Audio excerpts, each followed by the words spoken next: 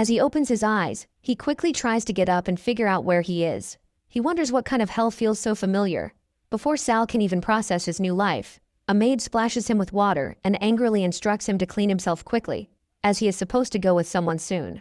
He looks back at her angrily and gets slapped by the fat maid for showing such an angry, rotten gaze. Sal looks at his reflection in the water, and it is probably that slap that knocks some sense back into him. He begins to realize that he has been reborn. In his previous life, he was one of the Cooper family's shadows, undergoing the family's cruelest training from a very young age. The shadows were the ones who did all the hidden, dirty work for the family, and in return, the family would reward them with endless riches. As the illegitimate son of the family, Sal was always driven to change his fate, having been bullied by others. Born without any talent, he refused to let that be the end of him. Instead, he trained relentlessly to make up for it. Poor Sal was often neglected, so he took matters into his own hands and fought for the family. He dutifully obeyed every order, whether it was slaying enemies or disposing of their remains. After countless battles and victories, he thought his family would reward him with precious gifts. What he didn't expect, however, was to be framed. Looking back, maybe he should have been more pessimistic. This was how Sal Cooper learned the harsh truth behind the shadows. Before Sal was executed, his master, with an evil look on his face, told him that from the moment he became a shadow, the shadow oath had been cast on him. All the strength he gained through his growth would be continually transferred to his master, and every injury his master received would be Sal's to suffer. The glory and rewards he had been given were nothing more than a lure for people like him. Filled with anger and rage, Sal used his final burst of strength to strike at his betrayer, his master. In his last moments, he finally understood the blood magic that reversed the shadow oath and stole back all the power his master had taken from him. Now, in his new life, Sal is determined not to repeat his past mistakes. But as he thinks, his stomach rumbles with hunger, and he spots a rat. Deciding to end his hunger, he munches down on it, because after all, in his past life, rats were far more delicious than human meat. Suddenly he hears footsteps, and two young men walk in, telling Sal that Master Alan wants to see him. They try to grab him, but Sal quickly realizes that this is the moment in his previous life when he was chosen to become a shadow. All the memories of that time, however, have disappeared. This must be when the blood magic curse was placed on him. Without hesitation, Sal bites one of the men's hands, breaking free from their grip. Furious, the men try to strike him, but Sal, with a sudden flash of memory, recalls the swordsmanship training from his past life and swiftly cuts off one of the men's arms. The other, paralyzed with fear, wets his pants, stunned that the kid knows how to fight like a pro. With an evil grin, Sal knows his time for revenge has come. Talking about shadow oaths, it's a form of ancient blood magic where the master of the oath only needs to pay a very small amount of blood as a price to make the target become his shadow. The shadow will be unable to harm the oath master and must suffer the injuries sustained by the oath master in his place. With that said, all the growth and abilities of the shadow will be transferred to the oath master. But because of the cruel nature of this magic, the Empire ordered 100 years ago to destroy all the grimoires, preventing anyone from using it. Anyway, the young men who were supposed to bring Sal in get slapped by Alan Cooper. Even though Alan is only 8 years old, he is the next successor of the Cooper family. The man who just got slapped apologizes for being humiliated by a 3-year-old Sal. Alan then walks up to Sal, commenting on the guts Sal has to beat up his people.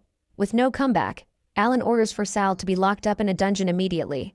However, before the order is carried out, Alan's mother, Hera Cooper, stops him, saying that the kid had no one to look after him since he was young, so it's completely normal for him to act a bit out of line.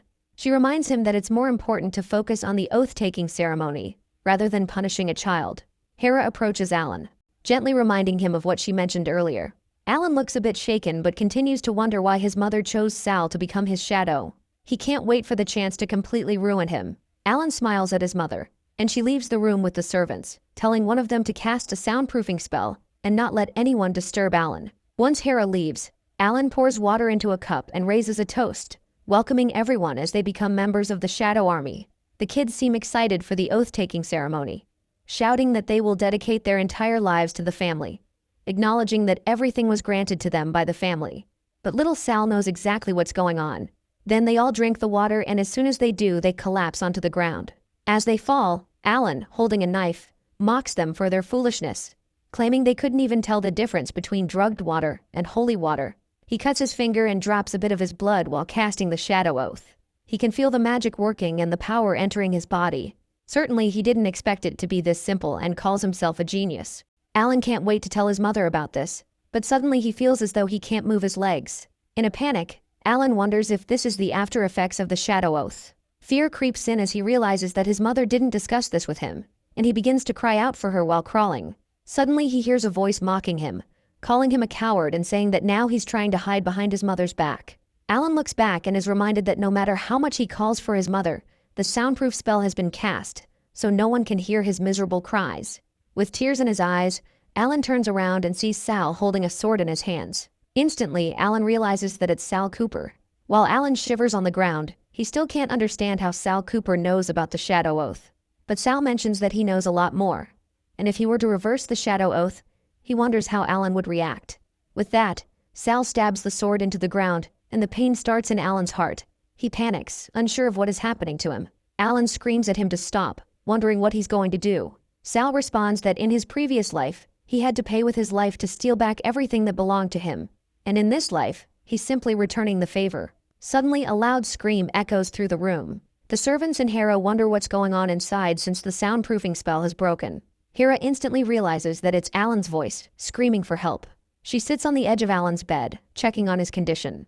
The butler had assured her that the young master was fine, just a little exhausted from using such strong magic. He explained that the sound impenetrability spell had been cancelled because one of the servants had gotten distracted while casting it. She nodded in understanding and ordered him to feed that servant's body to the dogs. The butler agreed and bowed slightly.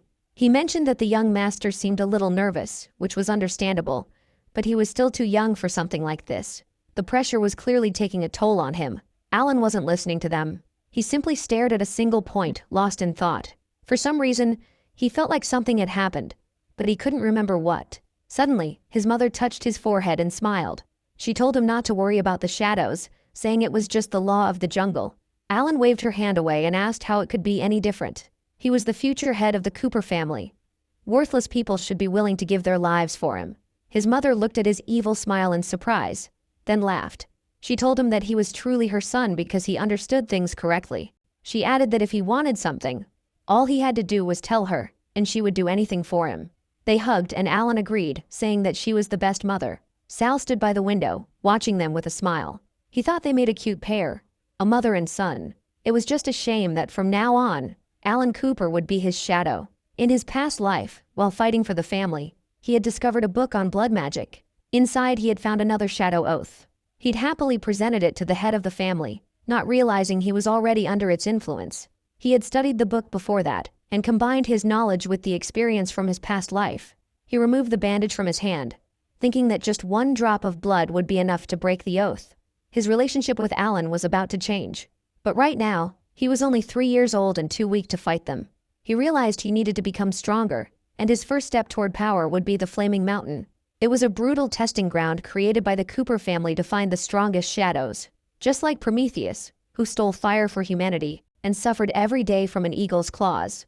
Children were thrown onto this fiery mountain. They had to survive while eagles tore at their flesh. Even if they died, they had no right to give up. Only when the first shadow reached the top would they receive the griffin's blessing, an indestructible body, no matter how much pain they endured. Soon, they entered the training ground. Enos Walker, the shadow trainer, addressed the children, stating that they had only 3 days. Their goal was simple: reach the mountain's peak alive. How they achieved this was irrelevant. However, if they surrendered, they would be executed in 3 days. They had to fight for their future. Enos blew the whistle, and the children immediately rushed towards the mountain. The coach watched the last boy slowly ascend the slope. He noticed him too, and informed Enos that the boy was Sal Cooper, the bastard who had angered the young master the previous day. Meanwhile, Sal climbed the rock, gripping the rough edges. The man laughed loudly, and told Enos to look at Sal, mocking him by saying he was climbing with his bare hands and was bound to fall to his death before reaching halfway. The coach laughed too, calling Sal an idiot. His assistant asked why they didn't retrieve his corpse immediately. The man grinned and said he had a better plan, indicating it was time to put it into action, and showed Enos the time on his watch. At that moment, a huge shadow appeared at the mountain's summit. The children froze in fear and asked what it was, or if it was an eagle. Griffin stepped forward and the children screamed in horror, realizing it was a monster. Sal reached the top and looked around. He saw the bodies of many children and the massive griffin. The beast clenched its jaws, biting into the body of a small boy. Its eyes flashed with hunger. Enos pulled a bow from behind his back and reminded himself that this boy had angered the young master yesterday. He decided to use the griffin to eliminate Sal and please the young master. He drew the arrow, aimed and shot. The arrow flew just centimeters from Griffin's head. The griffin roared in rage, demanding to know who dared to attack it. At that moment, Sal fully climbed onto the rock. Griffin assumed he was responsible and pounced, calling him a fool and wishing for his death. Sal smirked, thinking he could say the same to the beast. He suddenly jumped, dodging the attack. He had been through this before. He knew the only way to earn the griffin's blessing. Sal leaped onto the monster's back and drew his sword, pointing the tip downward. With a confident smile, he thought he only needed to tame the beast. The griffin was an S-rank monster, male, with a danger level of 4 stars. Born on Flame Mountain, it was rumored to have developed psychic communication after devouring many human brains. The Cooper family had made a deal with it. They provided food, and in return, it tested the shadows. Those who won its blessing received an indestructible body. Griffin loved gold and jewels and also had one offspring. Sal stabbed the tip of his blade into the monster's head. Thinking that Griffin was a stubborn creature with the intelligence of a human, he believed that if he couldn't completely defeat it, then there was no chance of taming it. After striking the monster, Sal jumped down, increasing the distance between them, and then headed toward it again, realizing that he needed to give it his all in this fight. Sal swung his sword several times, but Griffin easily dodged his blows. Then, Griffin opened its massive beak, releasing a powerful energy and spitting it out at Sal like a huge tornado. Sal's small light body was immediately blown to the very edge of the cliff by the wind. He felt himself starting to fall and screamed in fear. But luckily, he managed to grab onto the ledge just in time. He climbed back up, reminding himself that he was 3 years old now, not 30. Sal also realized that even his sword skills from his past life wouldn't help him in his current form. Griffin would end him before he could even get close. Sal knew there was still one way to defeat Griffin. He just had to reach the cave. He looked up at the cave entrance, which was on a higher cliff, and noticed that Griffin was gathering power again. Griffin shot a powerful stream at Sal, and he quickly ran to the side, realizing that Griffin had powerful wind magic. Every time Griffin released streams of wind from its mouth, its power increased by 1 level, up to 10. Sal understood that once Griffin reached its full power, even if there were 100 warriors like him, it wouldn't be enough. While dodging Griffin's attacks, an idea suddenly came to Sal. He stopped for a moment, then jumped up, thinking that since he couldn't hide from Griffin, why not use it to get to the cave? Sal took out his sword in front of Griffin to defend himself, and once again, the powerful wind slammed into him, throwing him back. He screamed loudly, feeling the energy from the stream in his hand. Sal realized that to minimize the damage, he would immediately use the power of the Shadow Oath to draw strength from Alan. At that moment, Alan was drinking tea but suddenly dropped the cup, which fell to the floor. His servant, in a panic, called out to him, asking for help. Meanwhile, Sal successfully reached the cave. He turned around sharply, running deeper into the cave, thinking that he had succeeded. He needed to hurry. Griffin approached the entrance of the cave and heard footsteps in the distance. It rushed after Sal, growling angrily. When it reached the end of the cave, it frowned, seeing that Sal was threatening its child with a sword. The griffin growled again and called out to its child. Sal heard that few people knew that the babies of powerful creatures like griffins were born with broken wings and could not fly. Griffin demanded to know what Sal intended to do with his child. Sal reassured Griffin, telling it not to worry, saying that he wouldn't hurt the baby. In fact, Sal said, he could help heal its wings so that it could fly again. Griffin became interested, and Sal then made his demand. He had one condition. Meanwhile, the trainer, Enos Walker, and his assistant were heading to the top of the mountain. Noticing that Sal was no longer there, they started discussing, claiming that Griffin had already eaten Sal.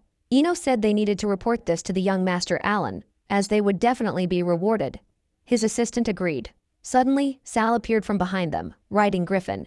Enos and his assistant turned around in fear, and Sal crossed his arms over his chest, smiling as he said that he'd only have to upset them and send them straight to hell, where they would wait for him. Enos Walker called out to Sal in surprise. Seeing the griffin preparing to attack, Enos and his assistant began to run, exclaiming that this was impossible. A few minutes later, after finishing the body of one of the men, Griffin said that it had fulfilled its part of the agreement, and now it was Sal's turn. Sal sighed, agreeing to the terms, and asked Griffin to take him to the dungeon at the northernmost part of the mountain range. Griffin flew Sal to the dungeon, Land of Stone, and stopped in front of a huge door. Griffin told Sal that, as they had agreed, he would retrieve the sword Perseus and help Griffin get the blood of Medusa, which could cure everything. Sal smirked and replied that this wouldn't be a problem. He thought to himself that it was a shame his goal wasn't the sword or helping Griffin, but rather destroying the dungeon. Griffin opened the doors and Sal started looking inside. He thought to himself that he intended to use Griffin to destroy the dungeon. As light penetrated the dark room, it illuminated the face of the Gorgon Medusa, along with its 3 statues. As Griffin is about to attack the statue, to his surprise, it moves away. After he damages it, the statue just reconstructs itself and slowly becomes whole again. Sal realizes that the 3 statues don't have the 5 organs. Like the Grey sisters in mythology, they share the same eye and the same tooth. Since they and Medusa are daughters of sea deities, they have the ability to control seawater, so they run. Griffin says there's no point in running and tells Sal to think of a way to find the sword. Sal says he's searching for it, and the Griffin tells him that if this goes on, the place will collapse. As Sal thinks that there could be a clue in the runes on the wall, he suddenly realizes something. He considers collapsing the secret realm, burying everything inside, and escaping through the secret tunnel he discovered in his previous life. But that amount of destruction might not be enough. He tells Griffin that the runes say to remove the eye from up there. Then, they will stop attacking. As Griffin takes out the eye, the statue turns to water. Sal explains that the runes say Perseus discovered Medusa's location only after stealing the eye of the Grey sisters, so the eye is their weakness. Griffin then asks Sal about the sword and the blood that can treat its offspring, wondering if the runes say anything about that. Sal points towards the sword and tells Griffin that Perseus used this sword to behead Medusa, spilling both red and green blood. The red blood can poison all living souls to death, while the green blood can heal all illnesses. But these are just legends. As for this secret realm, there's another secret. Sal tells Griffin that the emergence of Perseus's sword marks the time of Medusa's revival. As the Medusa statue is activated, Sal realizes it's time to leave. Once the statue is triggered, it won't stop unless it's beheaded with the sword of Perseus. Facing the statue, Sal realizes he can't see the Griffin. Hiding behind a rock, the Griffin tells Sal that he can tell at a glance that the statue won't be easy to deal with. He leaves the rest to Sal, saying he doesn't want to die. Sal is surprised to see that the Griffin can shrink its size. It's fortunate that Sal has passed through this secret realm once in his previous life, so he's not completely out of options. But first, he needs to acquire the shield from the Knights of the Round Table. Then, he can use the shield's reflection to lower the risk of looking directly into Medusa's eyes and turning to stone from carelessness. At the same time, he can also use the shield to block Medusa's gaze attack. However, as Medusa uses her gaze attack, Sal realizes the shield won't be enough. The secret exit has also been destroyed, and with his current talent level, Sal can't wield the sword of Perseus. But Sal refuses to give up. He won't know unless he tries. If he doesn't give it his all, he will die today. So even if he has to put everything at stake, he reaches for the sword. To his surprise, he can easily lift it.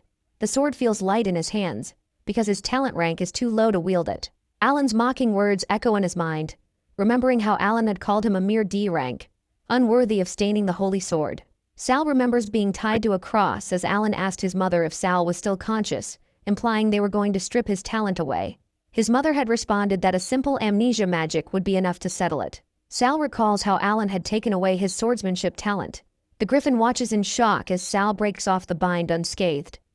Sal now recalls that in his past life, he possessed a sword talent that might have been S rank or higher. However, the matriarch had used some form of magic to strip him of that talent and transferred it to Alan, also erasing his memories. Things were getting more interesting. Whether it was Alan or the family, Sal swore he would take his revenge. Noticing the change in Sal's behavior, the Griffin grew curious and decided to take the chance to flee, while Sal seemed to be losing control. As Griffin tries to leave, Sal calls out to him. Scared, the Griffin asks why Sal called him and wonders why he feels fear from a kid, despite being an S-rank monster himself. Sal, without hesitation, asks if Griffin's head is made of metal, and Griffin realizes that Sal had been planning to use him to destroy the secret realm from the start. However, since Sal can heal his offspring, the Griffin decides to let it slide. Once they leave the secret realm, the Griffin blesses Sal with a body that will never be injured, no matter how many times he's attacked. Sal feels his body strengthening, and some of his minor injuries heal. With his injuries reduced, Sal no longer has to transfer his wounds to Alan, which had been a constant burden that could eventually draw the matriarch's suspicion. Furthermore, Sal knows he must keep his S-rank sword talent hidden for now, or he'll attract unwanted trouble. Sal hands the Griffin a potion, instructing it to give it to its offspring to heal its wings. After the Griffin gives the potion to its baby and watches it take flight, it becomes happy. But Sal reminds the griffin that now the baby can fly, but if it doesn't accept a master before it comes of age, it will ultimately remain a mindless bird. The griffin asks what Sal means, and Sal explains he's only offering kind-hearted advice as a stranger. After all, the griffin had only become strong after it accepted a master. Griffin realizes Sal is right. If its previous master hadn't fed it human brains every day, it wouldn't have awakened its intelligence and grown stronger. But the griffin's master had died 100 years ago, and it wonders where it can find someone as ruthless as him. The griffin then asks Sal to accept its child as his pet monster, thinking that Sal, with his remarkable intelligence and skill, might even surpass Bled in the future. Sal realizes the griffin has taken the bait and tells it that he can accept the baby as his pet monster, but only if they strike a deal. Sal asks for all the information the griffin has on Bled Cooper, as well as the precious key that can unlock the place where the Cooper family worships the sword spirit Bled. Meanwhile, the matriarch is angry at the housekeeper for being unable to determine the cause of Alan's fainting and demands to know how long the situation will last.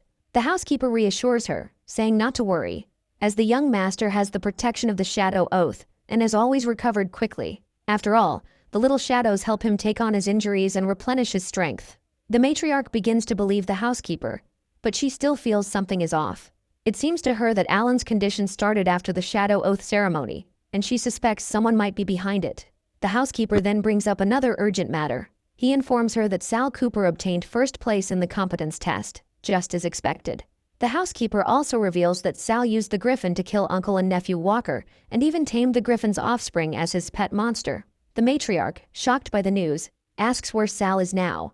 The housekeeper tells her he's just outside the door and will call him in immediately. Sal Cooper enters and politely asks the matriarch how he can assist her. The matriarch, still reeling from the news, asks him why he killed the Walkers. Sal replies calmly that he did it all for the family. A shadow training officer like him, killed by a 3-year-old child, he was too useless, and the Cooper family didn't need trash like him. Sal sees anger and hatred on the matriarch's face, but even if she brings out all her cards, Sal will never be afraid. The matriarch tells the housekeeper to reward Sal with recuperation in the Eden Spring.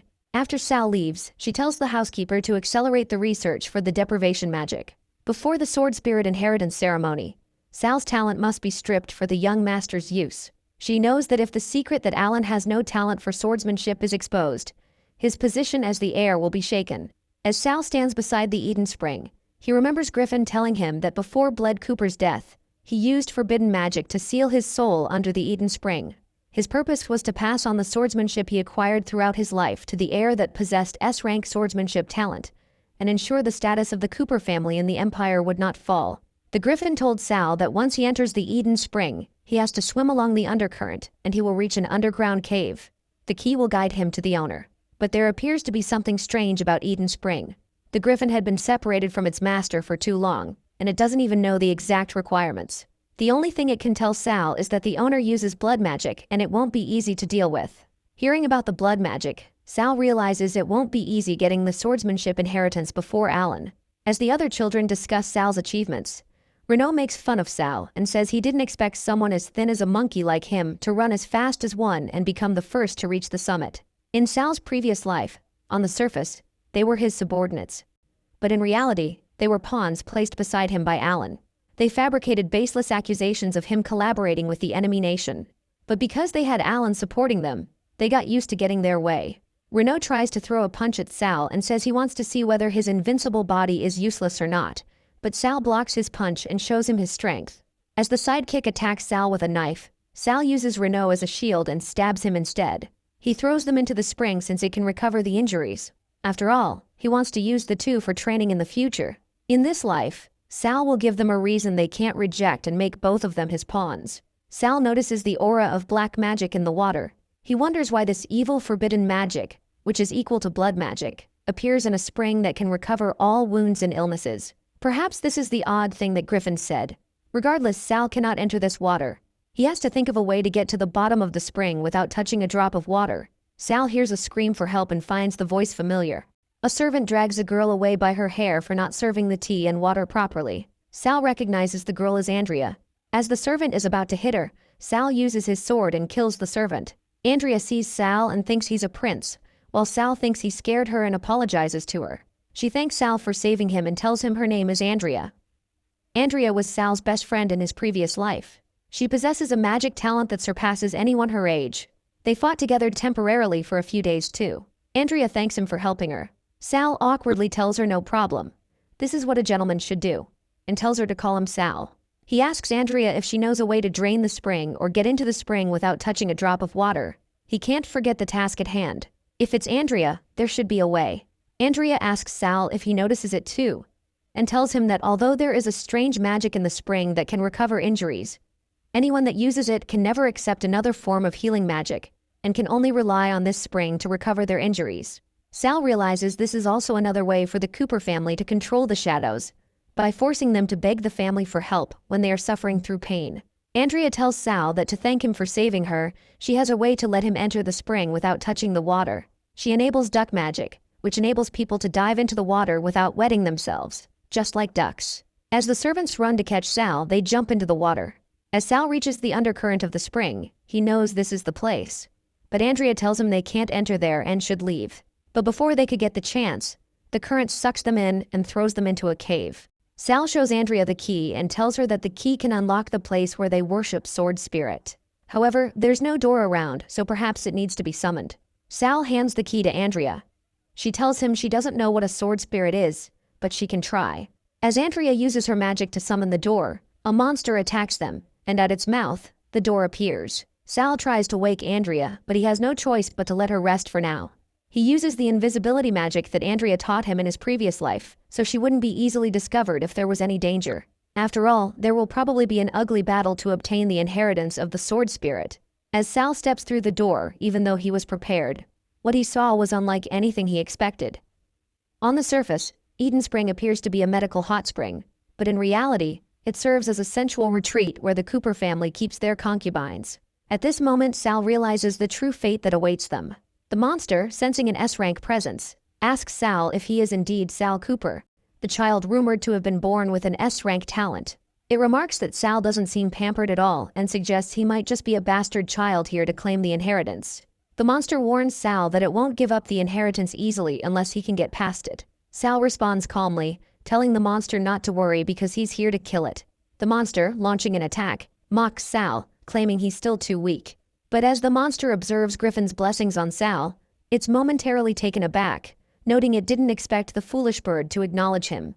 The monster mentions that Bled had sacrificed a great deal of his power to seal its soul, and while Sal's abilities are still lacking, there's still a glimmer of hope for him to inherit the power. Sal, undeterred, activates a magic restrictive blood formation, and tells the monster it has been dead for a long time. He adds that over the last 100 years, the Empire has researched and developed techniques to deal with blood magic. Sal then explains that, with this, he only needs to take the monster's heart to forcefully claim the inheritance. As Sal charges toward the monster, it mocks him again, saying it's been a while since it played with a little mouse, but this time, it's not playing anymore. The monster acknowledges Sal's talent and ability, but says it's still not enough to earn its sword technique inheritance. It then uses blood to control the blood spirits, sending a barrage of attacks towards Sal. In response, Sal draws the Sword of Perseus, using it to resist the magic. However, the monster effortlessly breaks through the protective shield with a single touch, lifting Sal by his throat. The monster grins, saying that after a cat has finished toying with a mouse, it's time for the mouse to be eaten. As Sal's mana and blood are drained away, the monster pauses, its expression turning curious. It mentions that Sal's aura is familiar, almost like the taste of the concubine it devoured last time. Perhaps it must be Sal's mother. Now it will finally have the chance to taste her child. As some kids bully Sal, the memories of his mother run through his mind, and as he thinks of his mother leaving him, one of the kids throws a rock at him and tells him his mother abandoned him. Sal quickly realizes that his mother did not abandon him and it was the monster who killed his mother. As Sal attacks the monster, it's surprised by his strength.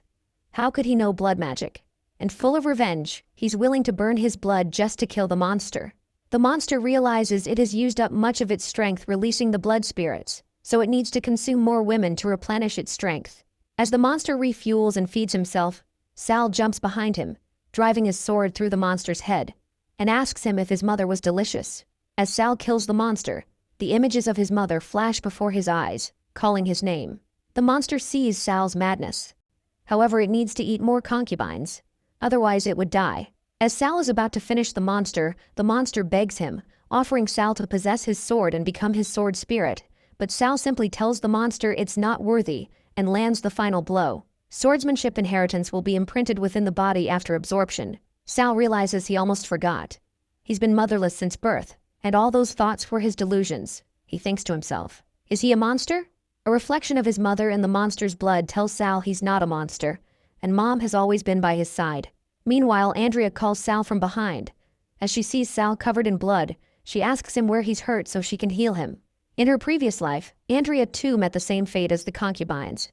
But Sal swears to not let tragedy repeat itself in this life. The disappearance of the sword spirit caused a commotion within the family, which resulted in all of the guardians of Eden Spring being sentenced to death. After witnessing Sal's ruthlessness, the servants never dared to bully Andrea again. Amidst the lies, Sal was accused of causing the disappearance of the spirit sword. But, without evidence, the matriarch can only intensify the persecution. Confinement, withdrawing blood, poison. Sal survived all of them unscathed. 4 years later, on the Cooper family training ground, Alan defeats the servant who begs Alan for mercy. As Alan holds the sword, he asks the servant if he wants to defeat him with this level of ability. But the servant knows better and tells Alan he wouldn't dare. Meanwhile, as the Isaac family head, Duke Hugh Isaac, sees Alan in action, he says that he had heard before that Alan was born with S-grade swordsmanship talent, and today, it looks like the rumors were right. As Isaac and Leon look to the other side, they see Sal clear the room with only a few attacks. Isaac points out that ordinary people at this age would still be in the position of Iron Sword Apprentice. But the way Sal cleared the room in so little moves, he has clearly reached the stage of Silver Sword Guardian. Jealous of Sal's impression on everyone, Alan challenges him to a one-round duel. Sal sees this as a chance to see Alan's skills, and Alan thinks it's the perfect opportunity to pretend that he killed Sal by accident. As they face each other, people gather around, cheering for Alan. As Alan attacks thinking he's going to win, Sal barely puts in any effort in blocking and tells Alan to try harder, which was a shock for him. Sal only takes one blow to throw Alan away. Furious, Alan charges at Sal again because it should be impossible. His mother told him no one in the family is his match. But as he takes a swing at Sal, he realizes that even with magic power imbued, the sword is thin. It's obvious that it has been artificially enhanced, and Alan doesn't have any swordsmanship talent at all. Sal shows Alan a real strike and jumps above him, stabbing him in the eye. Meanwhile, Duke Isaac says to Duke Leon that he judged wrongly, and Alan's ability is nothing much, and goes as far as to ask if the servants were acting. Leon tells him that he's being disrespectful, so Isaac apologizes and says since his sister and Alan are engaged, he doesn't want her to be married to a useless man. Leon mocks Isaac and says he's worrying too much, and if the royal family hadn't granted this marriage, who knows if his sister would even have been able to marry. Isaac tells Leon to repeat himself with a threatening face but then decides to leave. He tells Leon that he won't disturb him any further, and tells him to not forget the joint operation of the families in 10 days. Leon asks his servant what the little shadow is called. She tells Leon his name is Sal, and he's the child of one of his mistresses, but it wasn't recorded which mistress. As Leon realizes Sal is his son, it becomes obvious how his sword talent is good. Leon asks the servant to send Sal to his study room. As Sal enters the room, he kneels before Leon and asks him what his orders are. Leon realizes he can't sense any talent power in Sal, and wonders if he's intentionally hiding his true ability to steal the position of heir in the future. Crafty. But Leon thinks he's just a little brat who's too easy to read. He tells Sal that in 10 days, he will be leading the Shadow Squad 10, and heading towards the lost Crystal City with the Isaac family to retrieve the dragon egg. Leon hands Sal the sword that can activate the teleportation to Crystal City, and tells him that to retrieve the dragon egg, he will have to anger the demonic dragon no matter how. Sal knows Leon must not have good intentions to send him there, but he cannot miss the chance to earn a dragon egg, so he accepts the order and tells Leon that he has a request. As they're on the way to Crystal City, Andrea asks Sal if he informed the family head that she came along to serve him, because it's not appropriate for her to come all the way. Sal tells her it's okay, they don't mind. As they reach the Crystal City, Sal asks where the crystal and the dragon egg are. Gloria mocks the team for not having the basic knowledge about Crystal City. As she formally extends her hand and introduces herself to Sal, he simply ignores her and tells Andrea to wait with Mio the little griffin until he comes back. Gloria walks behind Sal, still trying to get a reply from her, but Sal tells her that if they don't activate the portal before the sun sets, the trip will be wasted. Sal's memories with Gloria from his previous life flash before him, and he thinks to himself that he still met this troublesome woman. But he shrugs it off and hopes that the stupid bird Mio can successfully finish the mission given to it. As Gloria and Sal open the portal, The Cooper family servants are surprised to see it, and the Isaac family's guards tell them it is a teleportation formation. The portal opens, revealing the Crystal City. As Sal sees the beautiful city, he wonders if the demonic dragon egg really is in a place like this. He sees one of the guards prepare to kill the Cooper family soldiers to bring the dragon egg back for the Isaac family himself, thinking the family will reward him. But as Sal tries to save them, the light sentinel who protects the Crystal City comes out of the portal, putting a stop to the guard's attack. As one of the sentinels is about to attack Isaac's family guard, Gloria jumps in, slashing the sentinel down and asking the guard who told him to act on his own.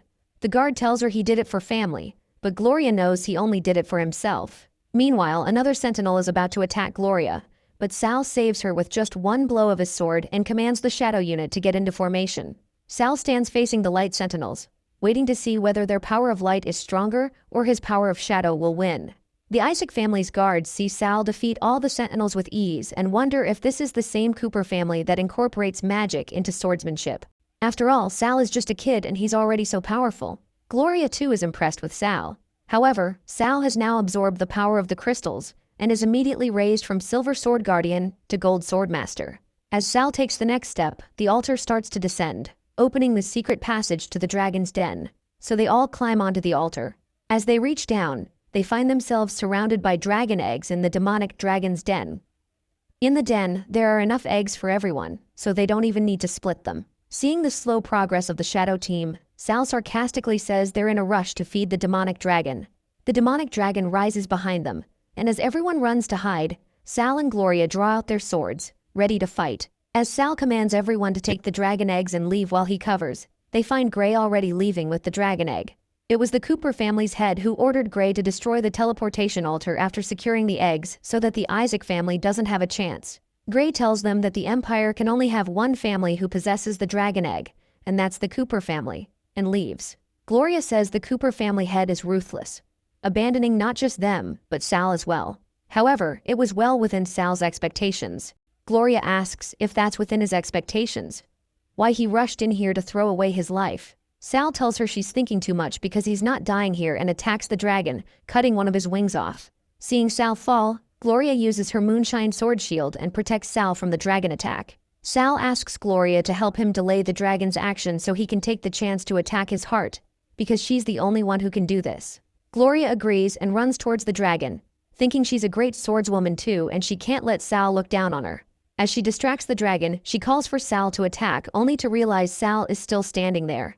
Gloria thinks Sal fell too hard and has no energy left to attack, and if that continues, they are all going to die. So she uses the only move she can, the sword dance of destruction, and the dragon falls. As Gloria thinks she has defeated the dragon, it rises again, but this time he's gone berserk. Everyone runs to hide but Sal stands there, transforming the dragon's blood into his clones.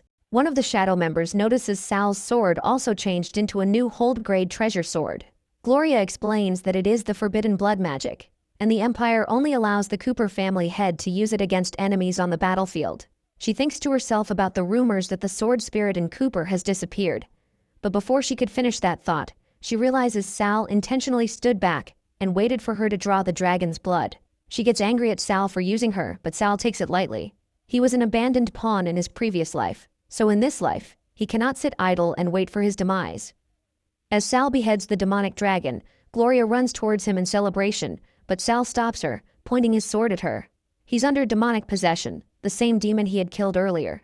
The demon tells Sal he can't rest easy after killing it. He'll need to eat more flesh and blood to maintain his strength, just like the demon. The demon tells Sal to kill Gloria and the shadow members. As Sal jumps at them for more blood, he sees Andrea. A while later, Sal wakes up outside with Andrea by his side. She tells him that she used purification on him so he won't be demonized for now, and the others are fine too. She gives him the dragon egg that Gray ran off with earlier and tells him she didn't tell the Isaac family about the dragon egg, and Gloria had already left with her team, so he doesn't need to worry about not completing the mission. Sal thanks her and tells her he wasn't worried about that. However, Mio was originally supposed to take Andrea to a prearranged location and then lie about her accidental death so she could leave the family. Sal attacks Mio with his sword, but Mio tells him that it wasn't his fault. Andrea was worried about him and insisted on entering the secret realm. As Andrea suggests talking it out, the shadow members call out Sal from behind and run towards him with their swords unsheathed. Sal thinks they finally showed their true colors and aim to snatch the dragon egg away from him. But to his surprise, they run past him and stab Gray for abandoning them. They all kneel and ask for Sal's forgiveness for being rude earlier, and acknowledge that they would have been dead when the family abandoned them if Sal hadn't saved them. They tell Sal they'll no longer listen to the family and swear to follow him till their deaths. Before Sal could get a chance to say anything, the demonic dragon egg hatches, and from it comes out the demonic dragon. Sal speaks to the demonic dragon, who accepts him as its master. The Shadow members congratulate Sal for taming the demonic dragon, and with it was born Sal Cooper's rebel force against the family. Meanwhile at home, Alan asks his mother when he can go to the horse racing tracks, who tells him he can go when his father is done with work. Alan's father soon walks in, angry at him for enjoying all day while Sal not only slew the dragon but also tamed its offspring. The mother tells him that it's not Alan's fault, and if he had gone, he'd have tamed the dragon too. With that, she takes Alan to the racetracks. He tells the servants to bring his horse ship, while his mother asks them how the research on deprivation magic is going. The servant tells her that the research has been completed successfully, and they're now waiting to find a test subject with S-rank talent. Once they've ensured that it works, they'll immediately use it on Sal Cooper. 5 years later, Andrea performs the purification ritual on Sal, so he won't be demonized in the future, and can use the sword technique as much as he wants. He thanks Andrea, but she tells him she should be the one thanking him for giving her such a wonderful staff. Meanwhile, he saw somebody pass through the window glass. It had escaped already, but he recognized the figure as the housekeepers. Sal's guards come in, telling him the task he had assigned them has a result. They secretly trailed the housekeeper and discovered that he had been recruiting a group of black magic mages. He seems to be preparing to conduct a ritual in 3 days and even mentioned finally finding another target with S-rank talent, and their magic abilities are very high. Sal thinks to himself, are they about to begin the deprivation magic ritual? And why don't they target him directly? And they're finding another target with S-rank talent? He realizes that the target with extremely high magic ability is Andrea. Meanwhile, 3 days later, Andrea sees the mess in the storage room and thinks about using magic to clean up. But the housekeeper comes out of nowhere and kidnaps her after she faints. The black magic mages begin the ritual by reciting, "Power of the night, hear my command. From the abyss of the heart, condense in my palm. Transfer the power to my control. The power flows, following me like a shadow." The housekeeper holds the dagger above Andrea, who is still passed out. He thinks to himself, as long as the blood of her heart is mixed into the formation, her talent will be his. But the moment he stabs her, he realizes she's gone. Confused, he wonders what's going on. Andrea speaks up from behind, tells him that it was the illusion magic, and he shouldn't underestimate her. With the shining star lock, she captures the housekeeper, who now realizes that Andrea is too tricky for him. He tells the black magic mages to take her down. Andrea closes her eyes and covers her ears as Sal told her to. The housekeeper hears some sounds, and the mages are surprised to see a griffin and a demonic dragon. They wonder why there are suddenly monsters. Hearing about the griffin and the demonic dragon, the housekeeper realizes it's none other than Sal Cooper. Sal threatens him that he touched Andrea. He must be tired of living and asks why he targeted her. The housekeeper tells him he did it because deprivation magic can only be used once on a target, and to ensure that young Master Alan will receive Sal's talent, they have to find a human test subject. He begs Sal to spare his life because he was just following orders. Sal realizes Andrea was in danger because of him and tells the housekeeper that he can let him go. He casts a shadow oath on the housekeeper and tells him to go back and tell the matriarch that the deprivation magic ceremony was successful and can be conducted on him immediately. Otherwise, he knows what will happen to him. The housekeeper asks why, and Sal tells him it's to expose Alan's true colors. Meanwhile, back at the Cooper house, the housekeeper tells the matriarch the deprivation experiment had succeeded, while Alan asks Gloria for a tour to the garden, but she denies. The matriarch asks the housekeeper if he's certain, and he tells her the upcoming full moon coincides with the young master's coming-of-age ceremony, so it's the perfect time to act. The matriarch thinks to herself that her long-cherished wish is finally about to come true. She can finally make Alan not only the future head of the family, but future strongest man in the empire. Meanwhile, Alan still doesn't take no from Gloria and thinks she's playing hard to get. He thinks his mother telling him to get closer to his fiancée is a waste because who wouldn't want to be with him? Gloria thinks otherwise and pulls out a sword at him and asks him if a useless young master like him is worthy of becoming her fiancé. She tells him he will first have to defeat him. Alan calls for someone to come and get her, and Sal comes to his aid, repeating Alan's exact words to mock him. Alan, who's jealous of Sal, tells him no one asked him to save. He just happened to forget to bring a sword with him. Gloria asks Sal why he has come, and asks him to train with her. But Sal refuses and says he's busy today. Meanwhile, Alan sees all this and worries why Gloria is so intimate with Sal. Does she like him? Gloria tells Sal that not everyone is qualified to train with her and asks him to reconsider. As Alan's anger builds up seeing his fiancée and Sal like that, his mother calls him. So he lets it go and thinks that he will take proper care of her when he marries her in the future. Since Gloria did not willingly accept his request today, he decided to leave. Gloria tells him that now that the annoying person is gone, if he doesn't agree to train with her, she will attack him immediately. Sal agrees, but on the condition that she introduces him to her brother Duke Isaac. Sal meets up with Duke Isaac and tells him he has a way to cancel Gloria and Alan's engagement, but he hopes that the Duke Isaac will lend him the Isaac family's heirloom, the illusionary time box. In Sal's previous life, Duke Isaac was not satisfied with the playboy Alan and was also unwilling to ally himself with the Cooper family.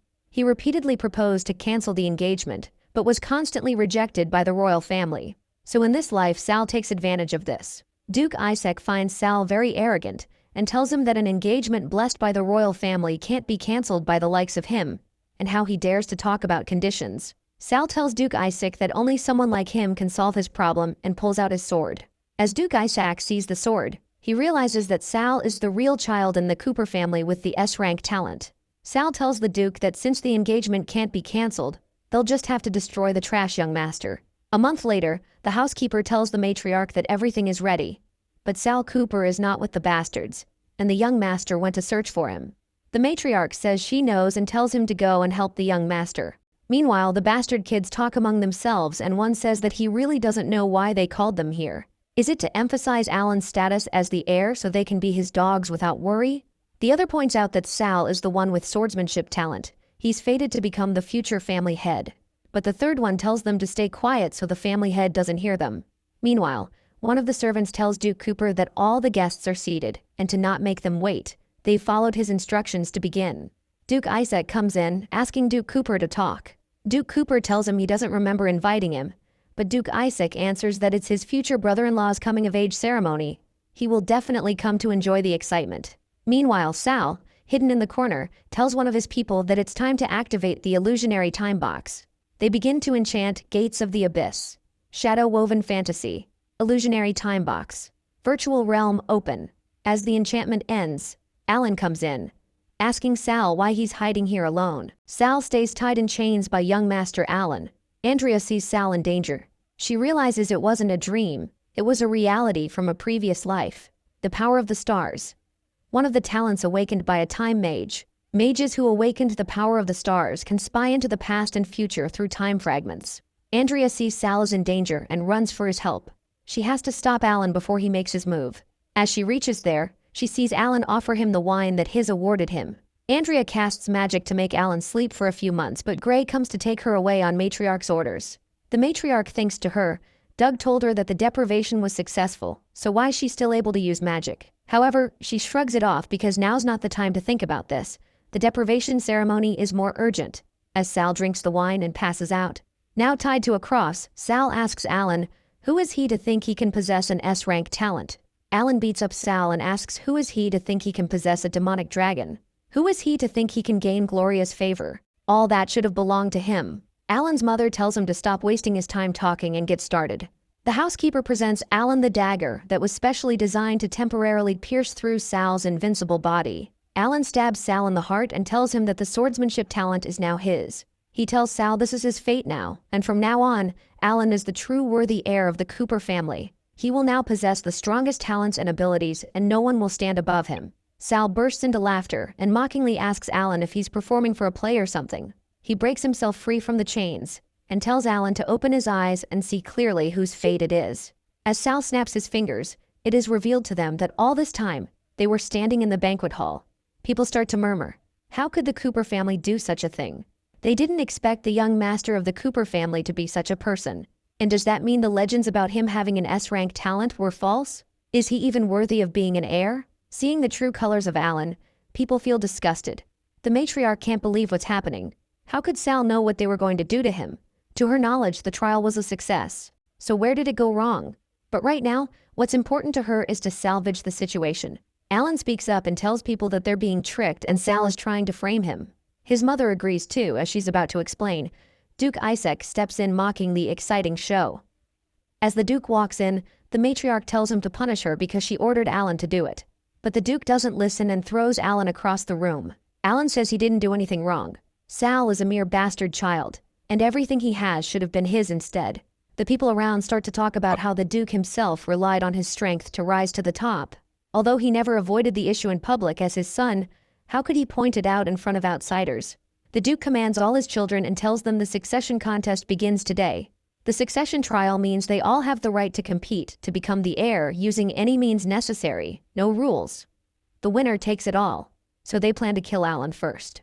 Meanwhile, Duke Isaac laughs at the legendary Cooper family spirit that was above all.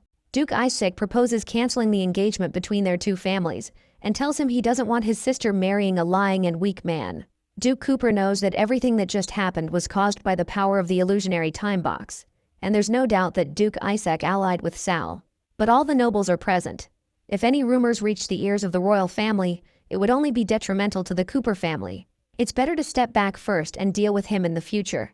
Duke Cooper shakes hands with Duke Isaac and tells him to not worry. He will send a request to the king and give him an explanation. Duke Cooper now turns to Sal and tells him he can fight for the title of the heir, but he cannot do anything that harms the reputation of the family. Otherwise, he will make him disappear. Sal tells Duke Cooper that he's not interested in the position and asks him if he wants to make him disappear. Why doesn't he do it now? And calls him father. The Duke is surprised and wonders what he's thinking but leaves. One of the servants asks the Duke if he is really not going to teach him a lesson. The Duke answers that there's no need because Sal is quite skilled. If anything, he looks forward to seeing what he can do. It's just Sal's personality that is really unlikable. On the other side, the matriarch asks the housekeeper who leaked the information, and how did that brat know that they were going to take action? The housekeeper tells her he doesn't know either. One of the servants brings in Andrea and asks the matriarch what to do with her. She tells him to feed her to the demonic creatures, but then realizes that Andrea was actually using magic. So either the deprivation test didn't work, or it didn't even happen. She turns to the housekeeper and tells him to show her talents since he stripped them of her. The housekeeper hesitantly tells her that Andrea's magic is too advanced, and he hasn't mastered it yet, and asks for a few more days. The matriarch tells him there's no need and orders her men to execute him on the spot. As the servants swing their swords, the housekeeper desperately tells her it was Sal Cooper who forced her. To her, a dog betrayed its master, and the master killed the dog, so there was no need for an explanation. She turns to Andrea to take her talents now so she can make the best use of the situation now. Sal didn't expect that even after displaying Alan's garbage and inferior nature, it's still not enough to make the family head determined to get rid of him. Is it because he's afraid of the power behind Alan's mother? And she arranged for him to stay under the castle last night. Does she want to control Sal and is afraid of him escaping? However, before he makes Alan taste all the pain he suffered, he'll never leave. As the door knocks, he thinks it's Andrea and tells them to come in. But it's Gloria. She tells him that her brother told her that he'd be returning that item, and since she was free, she came to collect it directly. Sal thinks to himself that if he can gain the Isaac family's support, perhaps he would be able to directly kill Alan. Before he finishes his thought, Gloria interrupts him and asks what he's thinking. He tells her that he's thinking that for a family on the same level as the Cooper family, why would they consider something that can only create illusions under strict conditions to be their heirloom? Gloria asks if he really wants to know. She won't tell him unless. But before she finishes her sentence, she thinks to herself, no one believes the legends anyway. And all the nobles already know about it. So she can use it to make Sal owe her a favor. However, Sal doesn't give in. He holds the door for her and tells her goodbye. Furious, Gloria tells him that she wants to fight him. In the sparring room, Gloria runs at her to attack, but Sal effortlessly deflects her blow with his sword. He points the sword at her to display her loss. Sal tells her that it was she who wanted him to use his full strength. As per their agreement, she has to tell him the illusionary time box's secret. Gloria tells him that it's just a legend, so no one knows whether it's real or fake, and no one has ever made it happen. According to legend, if one gains the recognition of the power of the stars and masters the illusionary time box, one can sacrifice their entire life to let someone be reborn. Sal realizes that it was Andrea who sacrificed her life to make him reborn. So, in this life, not only does he have to take revenge, but he also has to take good care of Andrea as well. Before he finishes his thought, his servants come in bearing the news that Andrea has been captured. He asks who did it, and they tell him that during the operation last night, someone saw Andrea get captured by the matriarch and some servants in the forest. Gloria points out that she overheard some people saying that Andrea became the young master's personal maid and will become his mistress when she gets older. She thought the young master they were referring to was Sal. Hearing this news, Sal furiously runs to Andrea's rescue. Gloria tells the servants to follow him because by the look on Sal's face, it is clear he isn't going to rescue someone, but to kill. Alan, on the other hand, is furious at Sal for humiliating him in front of so many nobles and swears to make him suffer the most terrible death.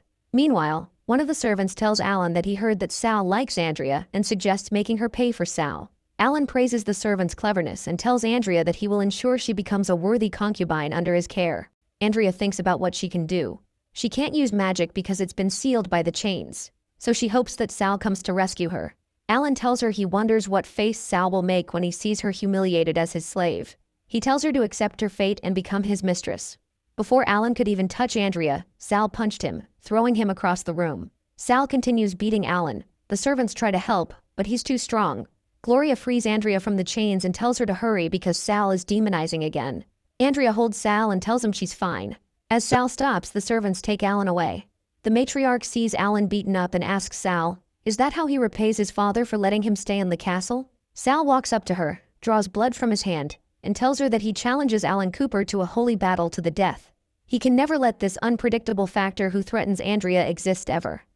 7 days later, they stand in the dueling area. Sal tries to antagonize Alan and says he didn't expect him to not run away after delaying for 7 days. Alan replies that he wouldn't miss a chance to squash a bug like him.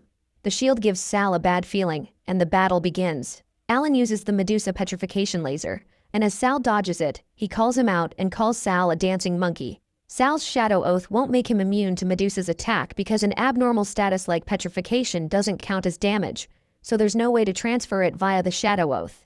So he must destroy the shield. Alan tells Sal that he probably didn't expect this. When Sal stole the sword of Perseus, Alan obtained the shield of Medusa instead. He says, this is the difference between a child of destiny and a rebellious person. Sal runs to attack Alan, but he quickly summons Medusa's shield that blocks the attack. Alan remembers he's a golden staff mage now and uses the blood magic corruption at Sal. Duke Isaac sees the vile black magic that can only be mastered by using the souls of 1,000 commoners who died painfully, and demands an explanation from Duke Cooper. However, he refuses and tells Duke Isaac to respect the noble's tradition because that's his family's secret. Seeing Sal not dodge the corruption, Alan calls him a fool and tells him to enjoy the pain. But he's surprised when it doesn't work. He's tested the move a few hundred times, and no one should be able to resist the magic and avoid corruption.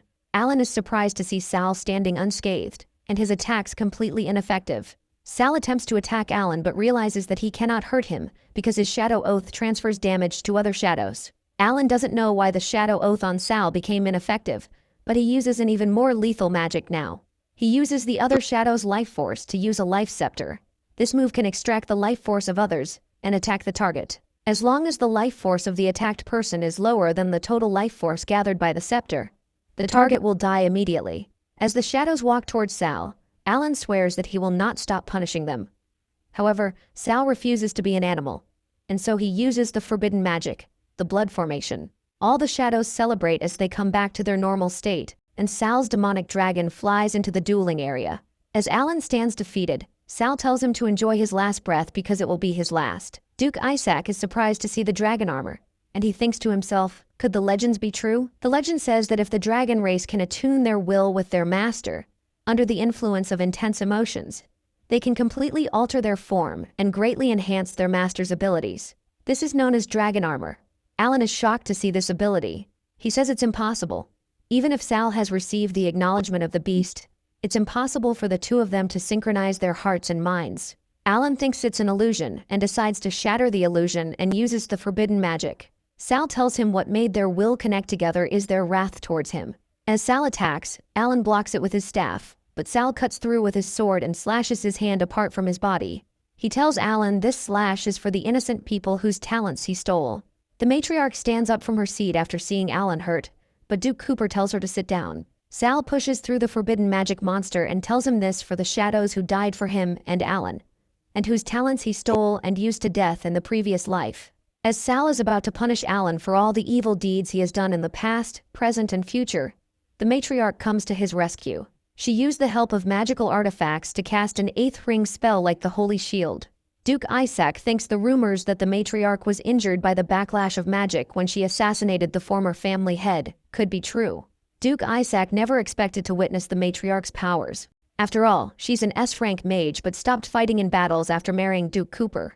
The matriarch casts ninth ring magic holy spear and says if she knew that Sal would become such a monster, she would have killed him when he was a baby. But today, she's going to correct this mistake.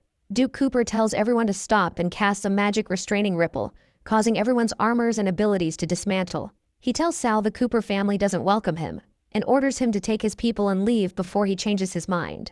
Sal leaves the house, accompanied by the Isaac family head. He tells Duke Cooper there's no need for him to leave with them. Duke Cooper asks him if he's interested in joining the Isaac family. Hearing this offer, Sal asks him, does he not mind him being exiled from the family? And is he intending to declare war on the Cooper family? Sal tells the Duke that although he can't join his family, he can make a deal with him. He tells the Duke that the king is gravely ill, and a war between nobles is imminent. If he can successfully enter the Imperial Academy, he will likely be the first to receive the news from the capital. The Duke asks him why he should trust him and help him enroll in the Imperial Academy. Sal thinks to himself that since his swordsmanship talent is S rank, this is the perfect time for him to use this trump card. He tells the Duke that he should trust him, because he'll become a direct disciple of hidden sword Saint Chris. Meanwhile, hearing his name, the drunken Chris thinks to himself, who is it talking about him behind his back? Meanwhile, some days later in the outskirts of St. Gordon City, Sal points towards the 3 towers ahead of them. He tells Duke Isaac that they're the strongest defenses of St. Gordon City, the Holy Trinity magic towers, and seeing them means they're not far from the city. The Duke tells Sal to be careful outside of school because St. Gordon City is filled with nobles. Sal thinks to himself that Duke Isaac is not trustworthy. For the sake of his family's interests, he's done plenty of backstabbing, so he has to handle the matter himself and find an opportunity to break away from the group. Duke Isaac tells Sal to not worry because he will settle everything regarding the Imperial Academy. However, Miss Andrea will have to endure a little inconvenience by enrolling as his maid. That way, the two can live together legitimately. As for the guards, Duke Isaac offers to settle them in his family estate. They can help protect the estate and deal with any bandits. Hearing that there might be bandits near the Imperial capital, Sal realizes there's an opportunity. The Duke explains that they might be called bandits, but they're really just the subordinates of the St. Gordon nobles. Sal tells them to leave the bandits to him and takes the opportunity to part ways with the group. The Duke asks, what about Andrea? And Sal tells him to send her to the Imperial Academy's School of Magic. Sal stands outside a bandit hideout deep inside the woods. According to Angela's own account from her previous life, she should be around 7 years old now, and she's secretly imprisoned in this bandit hideout. Her father, Chris, has been desperately searching for her and is willing to spare no expense. So Sal thinks to himself, if he saves Angela, he would be able to successfully become his disciple. Sal summons his dragon armor and runs towards the bandits. With his swordsmanship inheritance skills, he defeats the bandits one by one until he faces the bandits' boss. Sal uses his blood shadow slash. Upon recognizing the blood magic sword, the bandit realizes Sal is from the Cooper family. He tries to explain who he is, but Sal defeats him and says he doesn't care who they are. The griffin flies in after finding the place he told her to. Sal follows as it leads the way. As Sal enters the hideout, Angela asks him if he's a good person who's come to save her. Sal tells her he's here to bring her to her father and ask him to teach him sword techniques. He can't lie to Angela because she once told him she can tell if someone is lying and can sense their true intention. Angela knows Sal isn't lying, so she goes along with him. But as they're about to leave, Sal realizes it's not going to be easy. Sal tells Angela that the big guy on the outside is very powerful, and he can only block his attacks once. So when he rushes out to attract his attention, she needs to run away as fast as she can. The power of a 4-meter-tall skeleton colossus is comparable to that of a sword saint, and the one Sal faces is almost 5 meters tall. Sal knows he's risking his life this time, puts on his dragon armor, and tells Angela to get ready. He runs towards the colossus, and as he blocks his attack, he tells Angela to run. Sal's armor still has one more move in his dragon armor, and this is a perfect time to test it out. So he releases the armor. The dragon armor release forcibly deactivates the dragon armor state, causing the remaining magic within the armor to explode instantly, creating a terrifying shockwave as a life-saving skill. A mere skeleton colossus can't stop Sal on his path of revenge. Right now, he just needs to bring Angela out of this. As the colossus attacks Angela, the griffin flies her up to save her. As Sal prepares to leave, he's blocked by a seal-type magic array. He must destroy the array's core to escape, but with the colossus chasing him, He doesn't even have time to scrutinize the array and find its core. Angela asks him if the array core he mentioned is located in an important area that others are not allowed to access. Sal asks her if she knows where it is. Angela tells him that when they let her out occasionally, there were 3 places she wasn't allowed to go near, and points to the closest one. The Colossus skeleton is strong, but it's slow and can only use the skeleton cannon from a distance. However, Sal does not have the dragon armor on, so he would be seriously injured if he got scratched by it. As he enters the room, he sees that the room has been strengthened, but it won't last long. Angela tells him the bow seems to be calling her. Angela picks up the Slythe's blessing bow and suggests the big monster is almost here, so they should leave and go to the next place. As they enter the other room, there they find the array core. However, the problem is that the mage who set up this array triggered the skeleton colossus's self-destruction. Sal tells Angela that the move he's about to use might make him lose his mind, so she must find a way to protect herself. Sal uses the only move he can, the swordsmanship inheritance 4th skill, Bloodbath Storm. Meanwhile, at the Imperial Academy, a messenger brings the news to Chris that the Deadbringer of the Second Prince has left the city and asks if they should send people to follow them. Upon hearing the news, Chris tells him to take good care of his wine while he goes to check it out himself. The messenger is glad to see his lord finally free. At the bandit lair, Sal is under the demon's influence again and bloodthirsty to attack Angela now. Angela remembers Sal telling her to survive by any means and uses her bow to attack him but fails. The demon controlling Sal moves forward. Angela is now unable to move another step. He lifts her up in hopes of drinking her pure blood. Angela tells Sal to not be sad because he's done his best. This makes Sal regain his senses, and he knows the demon is going too far now. The blood demon is surprised how Sal can break free on his own. He tells Sal to stop resisting because he can't stop him. His mind will never be free from the blood demon's control. Sal tells the demon his influence is terrifying, but he only needs one move. Sal uses the blood feast, and the blood demon desperately tells him he's destroying himself and will never become a swordsman in the future. However, Sal doesn't care about that because Chris will help him resolve these problems. And soon, the blood demon will be dealt with too. The demon warns him against hoping in other people and tells him that he'll regret it. Meanwhile, Sandrew's Deathbringer has come to kill Sal for bringing trouble to the prince. As he lifts his dagger to attack Sal, Angela shields him with her body and tells him to not hurt Big Brother. The Deathbringer is surprised to see his hand chopped to pieces. It was Angela's father who came to save her. As he is about to leave with Angela, she tells him to not leave Sal. So Chris offers Sal to help him heal his body. He tells Chris that's not the only thing he wants. He risked his life to save Angela to inherit his legacy. Chris tells Sal that right now he's the one saving Angela. Sal answers that although his mistake caused some small issues, it also freed Chris from the Second Prince's control. 7 days later at the Imperial Academy, Chris tells Sal that his body might not have healed properly yet, but he has already announced to the Empire that Sal will inherit his title in the future. Sal asks if that makes him the public enemy of the Imperial Academy now. So Chris tells him that he can choose to not be his disciple at any time. As they walk down the hall, some students talk among themselves about rumors regarding Sal that he's the one who killed his own brother, or even his whole family. Sal tells Chris that his inheritance is not the only thing he wants. A mere group of hostile students could never stop him.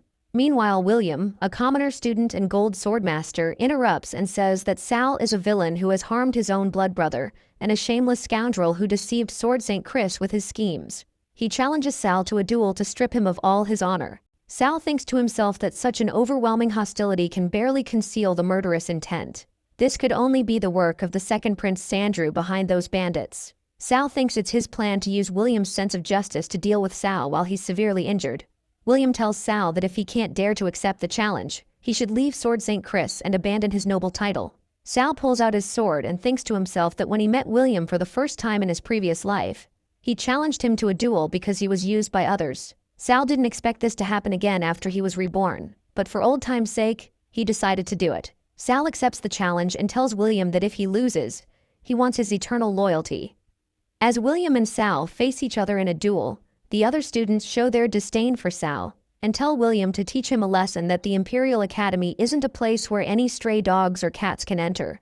William takes a run at Sal with the Imperial swordsmanship, charging heavy cleave. Sal uses his blood demon sword and effortlessly blocks the attack. He tells William to admit defeat because he's no match. However, William uses his swordsmanship enraged skill now, and Sal just used Bloodlight Stealing Shadow, so he needs at least 10 seconds before he can use it again. William attacks with his ultimate combo that he mastered when he was at the Imperial Academy, but Sal dodges again. William knows blood magic is different from other forms of magic. In his current condition, Sal can barely manage the second technique of the blood demon swordsmanship, which is at the level of a silver sword guardian. If Sal uses his third technique, he might not just trigger the blood demon phantasm, but also cause his newly recovered body to collapse again. But William's loyalty is something Sal is willing to risk his life to get. Sal uses his 1000 blood shadow blade skill and swings his sword at William but spares him. William is surprised to see the moves, for he didn't even know swordsmanship could do such a thing. Sal tells William that seeing his expression once again makes him really nostalgic. However, as Sal gets demonized once again, William notices there's something wrong with his bloodlust. Chris recognizes that he used blood magic.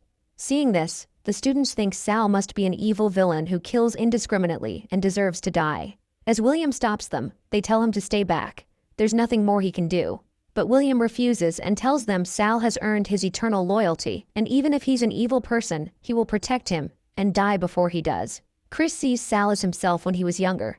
He tells the students taking advantage of someone's peril is not the style of the Imperial Academy students. Once Sal recovers, there will be plenty of opportunities for them to compete with him.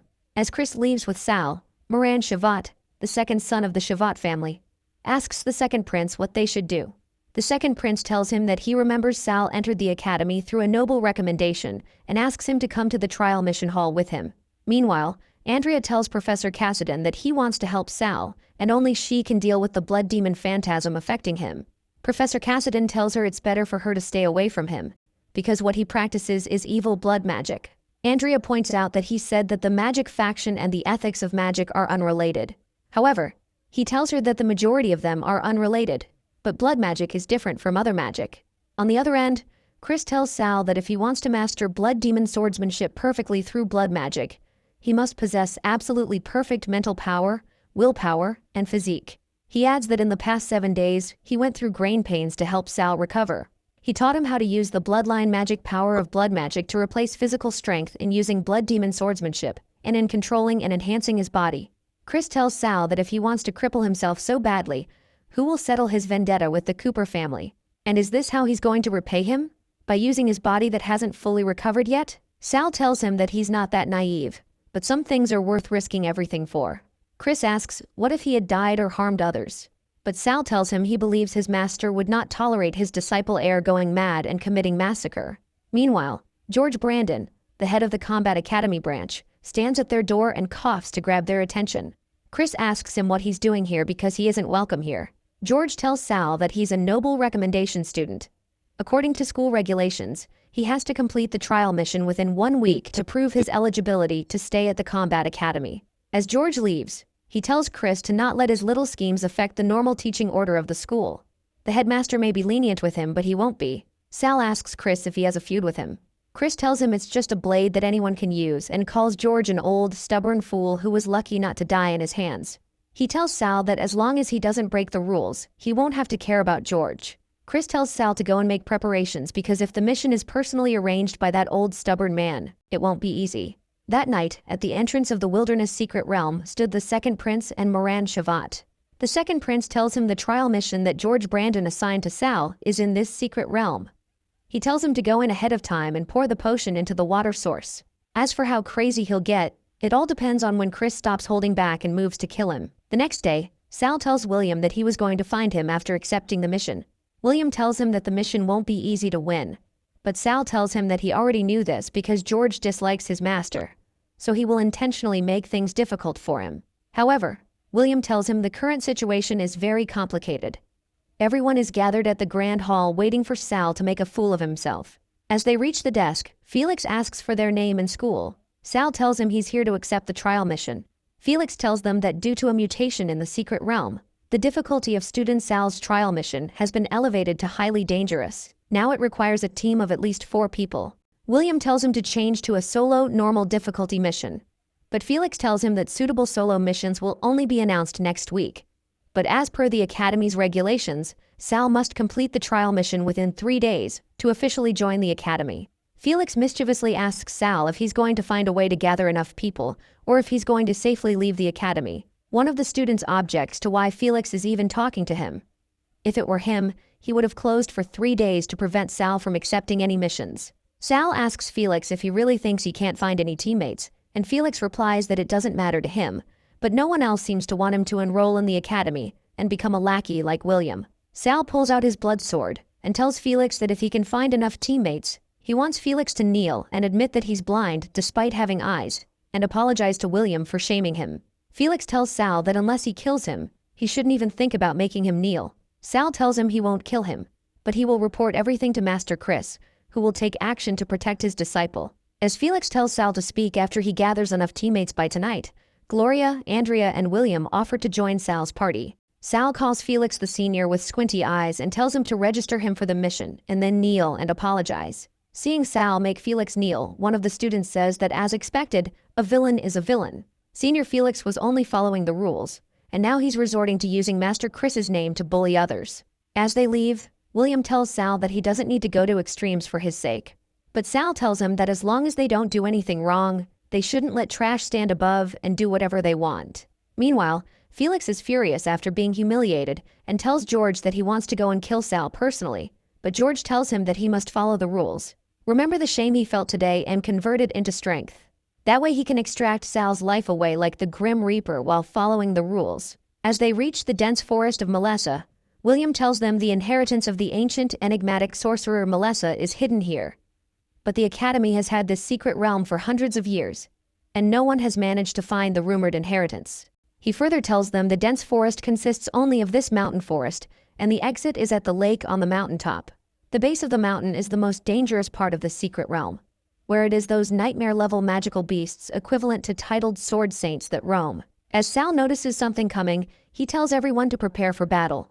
William tells them it's Melessa's insect swarm. Not only is it hard to shake off, but it also doesn't bring any benefits. They just have to leave their active path. However, the adventurers that were being chased say that it's useless. They have been running for 20 minutes and changed directions 5 times, and the insects are still chasing them. Andrea uses her magic spell to cast a shield. Sal tells them they've been running for 20 minutes and didn't have the courage to pull out a sword. Are they even worthy of being called geniuses? Sal uses his blood serpent skill and kills all the insects, but as expected, the worthless creatures didn't even boost blood mana. As the adventurers take a sigh after being saved, Sal asks them, "Are you not ashamed you were saved by an enemy?" One of them answers and says that no noble would think of a bastard like Sal, who can't even inherit a title or land, as an enemy. He's nothing but a source of amusement. She tells Sal that if he has any sense, he should escort her out, and she might leave a retainer position for him. As they talk, they notice some monsters coming towards them. William explains they must be the monsters attracted by the insect swarm. He notices something is wrong with the monsters and tells everyone to be careful. However, it doesn't matter, Sal thinks. He just has to kill them one by one. The Cooper family's blood demon swordsmanship is a type of swordsmanship inheritance with blood magic as its core. Because it uses magic instead of physical strength, the blood demon swordsmanship's techniques are bizarre and unpredictable, making them difficult to protect against. For a wielder of blood magic to increase their magic capacity, much like a warrior strengthens their body, they only need to kill. Control the blood, use the blood. This is the core of blood magic. While a blood mage cannot advance rapidly due to their fragile body, a swordsman has no such weakness. No matter how much magic is in the blood, under the secret techniques of the blood demon swordsmanship inheritance, it will only make a blood swordsman even stronger. The only problem is that the malice of the deceased towards the living, lingering in this blood, will condense within the body into an eternal blood demon phantasm. That is an eternal curse that only those with an indomitable will can suppress. As Andrea sees Sal absorb the blood of the monsters he kills, she asks him if he's okay. Sal tells her to not worry. With Master Chris regulating his power, he'd be fine against these mere high-level magical creatures. As Sal uses blood magic and gets consumed with it, Andrea casts the wall of stars to protect the others.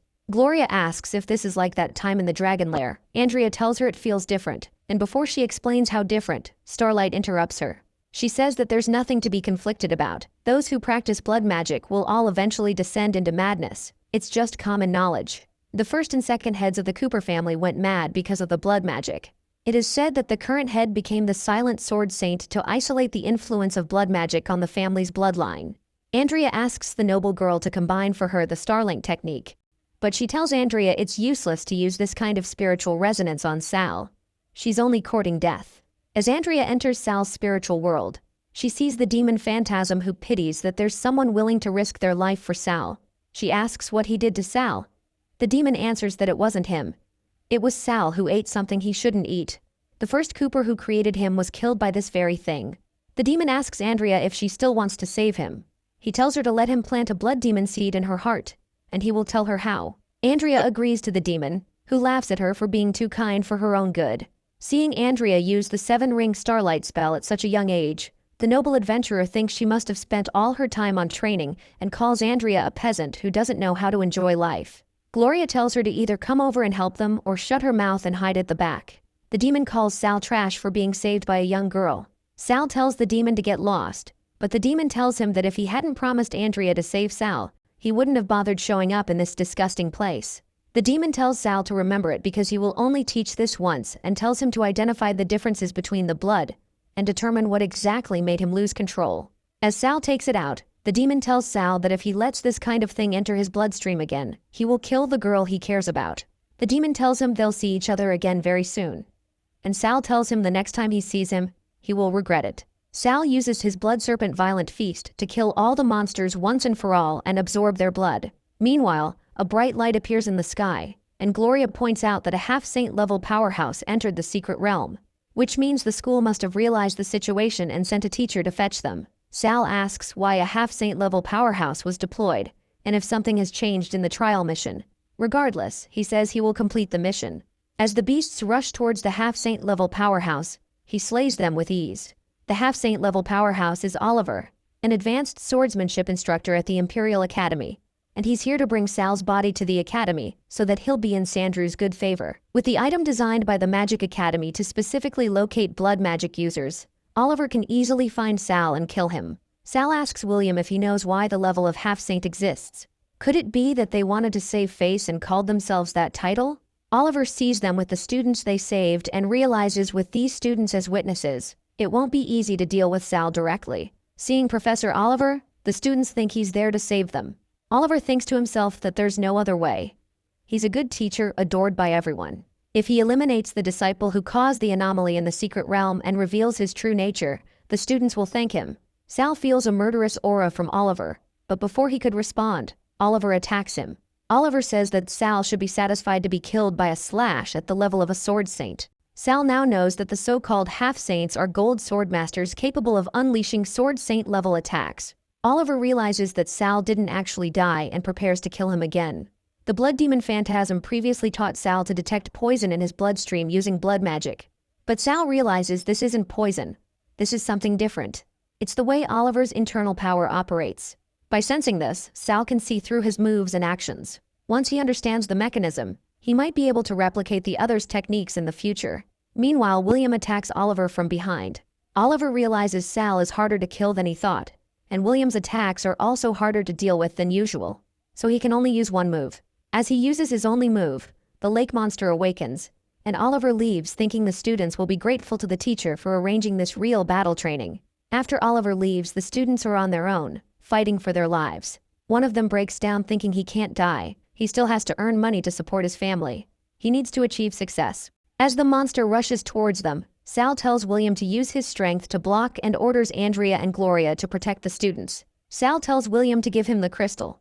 William tells Sal that that's his mission, but Sal says that if they don't kill the monster, he will fail the mission regardless. If Sal uses techniques at the level of the Blood Shadow Blades against a disaster-level monster, it will definitely give the blood demon an opportunity to take control of his body. So he decides to use swordsmanship and magic below the silver level. He takes the crystal and tells William to buy him some time as he faces the monsters. As William fights the monsters to cover Sal, he asks how much longer he needs to fully absorb the blood magic crystal. Gloria uses her full strength to use a sword dance symphony move and comes down crashing. Sal rises after finally absorbing the blood magic crystals and uses Blood Flame Savage Serpent Slash, defeating the monsters with ease. As Sal finally defeats the monsters, one of the students, Louis, stands up, lifts his sword, and says, "The devil who practices blood magic, the evil spawn who abandoned his family, the bastard who harmed his brothers," and kneels down. He apologizes to Sal and asks for forgiveness for his past foolishness and ignorance. If it weren't for Sal, he would have been dead already. As everyone else kneels before Sal and apologizes too, another girl points towards an insect swarm. Sal uses his blood vision and thinks the insect swarm must be hiding some kind of secret. He tells Andrea to protect herself and take care of the students. As Sal uses his bloodlight shadow and goes to the bottom of the lake, he finds out the Melissa swarm is just a tool for harvesting life force. The real goal is to use the heart within the magic formation to resurrect the mage named Melissa. At the bottom, he finds black magic and thinks a bastard who steals others' life force to prolong his own life is better off dead. As he breaks off the dark magic spell, the student's magic recovers too, and the secret realm door appears, which Sal didn't expect to find by accident. Meanwhile, Oliver stands thinking that everything that happened in the secret realm must not be spread outside. Otherwise, His Royal Highness's plan to take over the academy will be affected, and he won't be able to gain a foothold in the academy anymore. He thinks to himself, surely not everything is going to develop in the worst direction. The door to the secret realm opens ahead of schedule, so someone survived. So now Oliver will have to go all out to prevent any mistakes. All the people are happy as the door is opening. Once it's stable, they will be able to leave. They don't want to spend one more second in this shitty place. However, Andrea runs towards Sal to make sure he is all right, so Sal clarifies that he is the same as them. His stamina and mana have all been fully recovered, and he even found 2 things at the bottom of the lake. A crystal bottle having the scent of that strange poison inside the monsters' bodies. Andrea finds this type of crystal bottle very rare, and she plans to go back and ask her teacher to take a look. Perhaps he will find some clues. William examines its size, realizing this should be the disaster-grade magic crystal left behind by that 5-headed dragon. And it is a shame those earlier magic crystals were used up, and they can't stay in this place with the poison mist lingering for long. The Cooper family's children bring the magic crystals they have collected before too, so that Sal can use them to complete the mission. Sal is finally accepted by everyone. Oliver, on the other hand, thinks everything that happened in the secret realm must not be spread outside. Otherwise, His Royal Highness's plan to take over the academy will be affected, and he won't be able to gain a foothold in the academy anymore. He wonders if everything is always going to develop in a worse direction, even if the door of the secret realm opens before schedule, so he is curious about who survived and decided to go all out to prevent any mistake. He angrily comes out of the corner, questioning them why they can't just die quietly in the secret realm, and attacks Sal immediately. However, Sal was alert and used his bloodlight stealing shadow skill to defend himself from that attack. Gloria and Andreas are stunned by witnessing this, because they weren't expecting Oliver to attack suddenly. When Oliver doesn't stop, Sal counterattacks him, revealing that he has seen his death and the person who should really die is him. But suddenly George interrupts, telling them to stop and questioning Oliver if he has any idea what he is doing. But Oliver reveals that he is killing the evildoer who poisoned the secret realm. Everyone who hears this gets in utter disbelief, wondering if they are actually poisoned. To find evidence about this, GetOS opens a magic scroll. It can identify the scent of the poison, and if the culprit is among them, the scroll would immediately find him. They all wonder if Sal really poisoned the secret realm. But he just saved them. Perhaps he used a taboo substance for the sake of completing his mission, and took the opportunity to save them at the same time, completely turning his reputation around. George laughs from inside, finding everyone a bunch of fools as they let themselves be manipulated so easily, destined to remain pawns their entire lives. He smirks, asking Sal if he has anything to say. Though Sal smirks back, admitting that it is always easy to frame someone for a crime by finding a pretext, and that is when he grabs George, making him wonder, how is he so fast, and if this is actually the true power of a sword saint. The fact that he can't actually use his strength after being grabbed by him is unreal. Suddenly he mockingly laughs, reminding Sal, according to Article 367 of the Academy Rules, faculty and staff have the right to kill anyone who attacks school staff without reason. Instantly, he possesses his staff, refers to Sal as the direct disciple of Chris, and tells him to accept his punishment. The moment Sal is about to be attacked, the headmaster enters the scene, telling George to wait. This isn't the time. George quickly turns back, showing him the bottle he found in Sal's possession, using the magic scroll he gave to George. When the headmaster uses the advanced appraisal technique, he realizes it is actually the secret poison used by the royal family to target blood mages. He knows Chris really is a very troublesome person, but he clarifies to George that this doesn't prove anything. They still need to imprison them in the dungeons and investigate slowly. He does this because he knows Sal will be targeted by a constant stream of murderous intent, so it is better to imprison them first. People at the corner stand are unsure if Sal had really used the poison. Some believe he did because Professor George used the headmaster's magic scroll to find proof. Others think differently, saying that Professor Chris denied it, and that the headmaster did not punish Sal immediately. Some even suspect that Oliver set Sal up since they all saw how he ignored their safety in the secret realm. Later on at the Academy dungeon, Sal is lying on a wooden material in the prison while Chris sits beside him, revealing that this poison is specifically used by the royal family to deal with blood mages. According to his investigations, it came from none other than the second prince, Sandrew. Listening to this, Sal angrily tries standing up, but Chris stands up to walk away and, before leaving, advises Sal to stay here and think carefully. There is no shortage of enemies to kill in this world.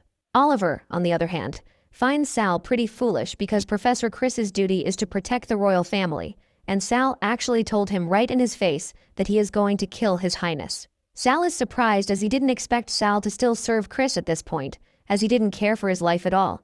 But it is Oliver's honor to be able to contribute his strength for His Highness. Sal questions Oliver about whether he ever thinks if it is worth it or not, and he asks if Oliver's talent and hard work are only meant to satisfy the desires of those he sees as worthless. He says that Oliver must also feel like a disposable pawn who can be abandoned at any moment. So he asks if Oliver has anything else in his life, like his family or something to care about. Sal then gives him an option that if he is willing to confess everything about the secret realm to Headmaster Albus, he promises to help him break free from the control of the second prince. Though, Oliver tells him to shut up as he won't betray his family. Later on, a guy comes to inform them that His Highness has arranged a duel for Oliver and Sal in the beast fighting arena. He hands Oliver a vine through the gap in the prison gate, explaining, "This precious vine of life will bestow upon him the final glory." Oliver assures the guy to follow His Highness's orders even if he dies. The guy is glad that he understands. His Highness accepts his loyalty, but the fact that he will definitely die if he uses the vine of life raises the question, what is the point of obtaining glory after death? At the Empire's beast fighting arena, the audience cheers in excitement as tonight's duel will follow the most ancient rule. The two warriors will fight under the attack of a magical beast. Whether by killing their opponent or teaming up to slay the beast, the last warrior standing will receive their cheers and a reward from His Highness, the second prince. The duel officially begins when the magical beast awakens. The moment the duel begins, Oliver confidently attacks Sal with his sword, assuming he has already seen through Sal's blood magic sword technique. So as long as he expands his area of impact, his bloodlight tricks will be useless. But that doesn't go like the plan, and Sal easily attacks Oliver with his sword. As a 4-year-old who is painstakingly trained in the sword and possesses an S-rank sword, talent is nearly impossible to defeat, and too talented. Looking at the fight, the second prince wonders why Oliver is not using the potion and asks his men to bring Grace, Oliver's mother, and the second prince's cook, over. When Oliver looks behind, he sees his mom standing with the prince, which makes him worried about what will happen to her if he fails because of the circumstances. He drinks the potion, and while running towards Sal, he requests him to lose to his mother. Before he can figure it out, Oliver uses his sword to throw him into the air. Only with Oliver's sacrifice can his mother survive the night. With this in mind, Oliver runs toward the magic beast, hoping that his death will calm the prince's rage. He also hopes that Sal will accept his death as atonement and save his mother. Oliver is dying and begs Sal to take care of his mother while the underworld vine core gets connected to his heart.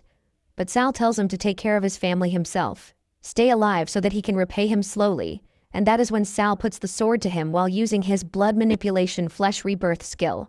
The blood of the underworld vine can neutralize the negative effect of the vine of life potion. As the process takes effect, Sal reassures Oliver, telling him to focus on recovering quietly.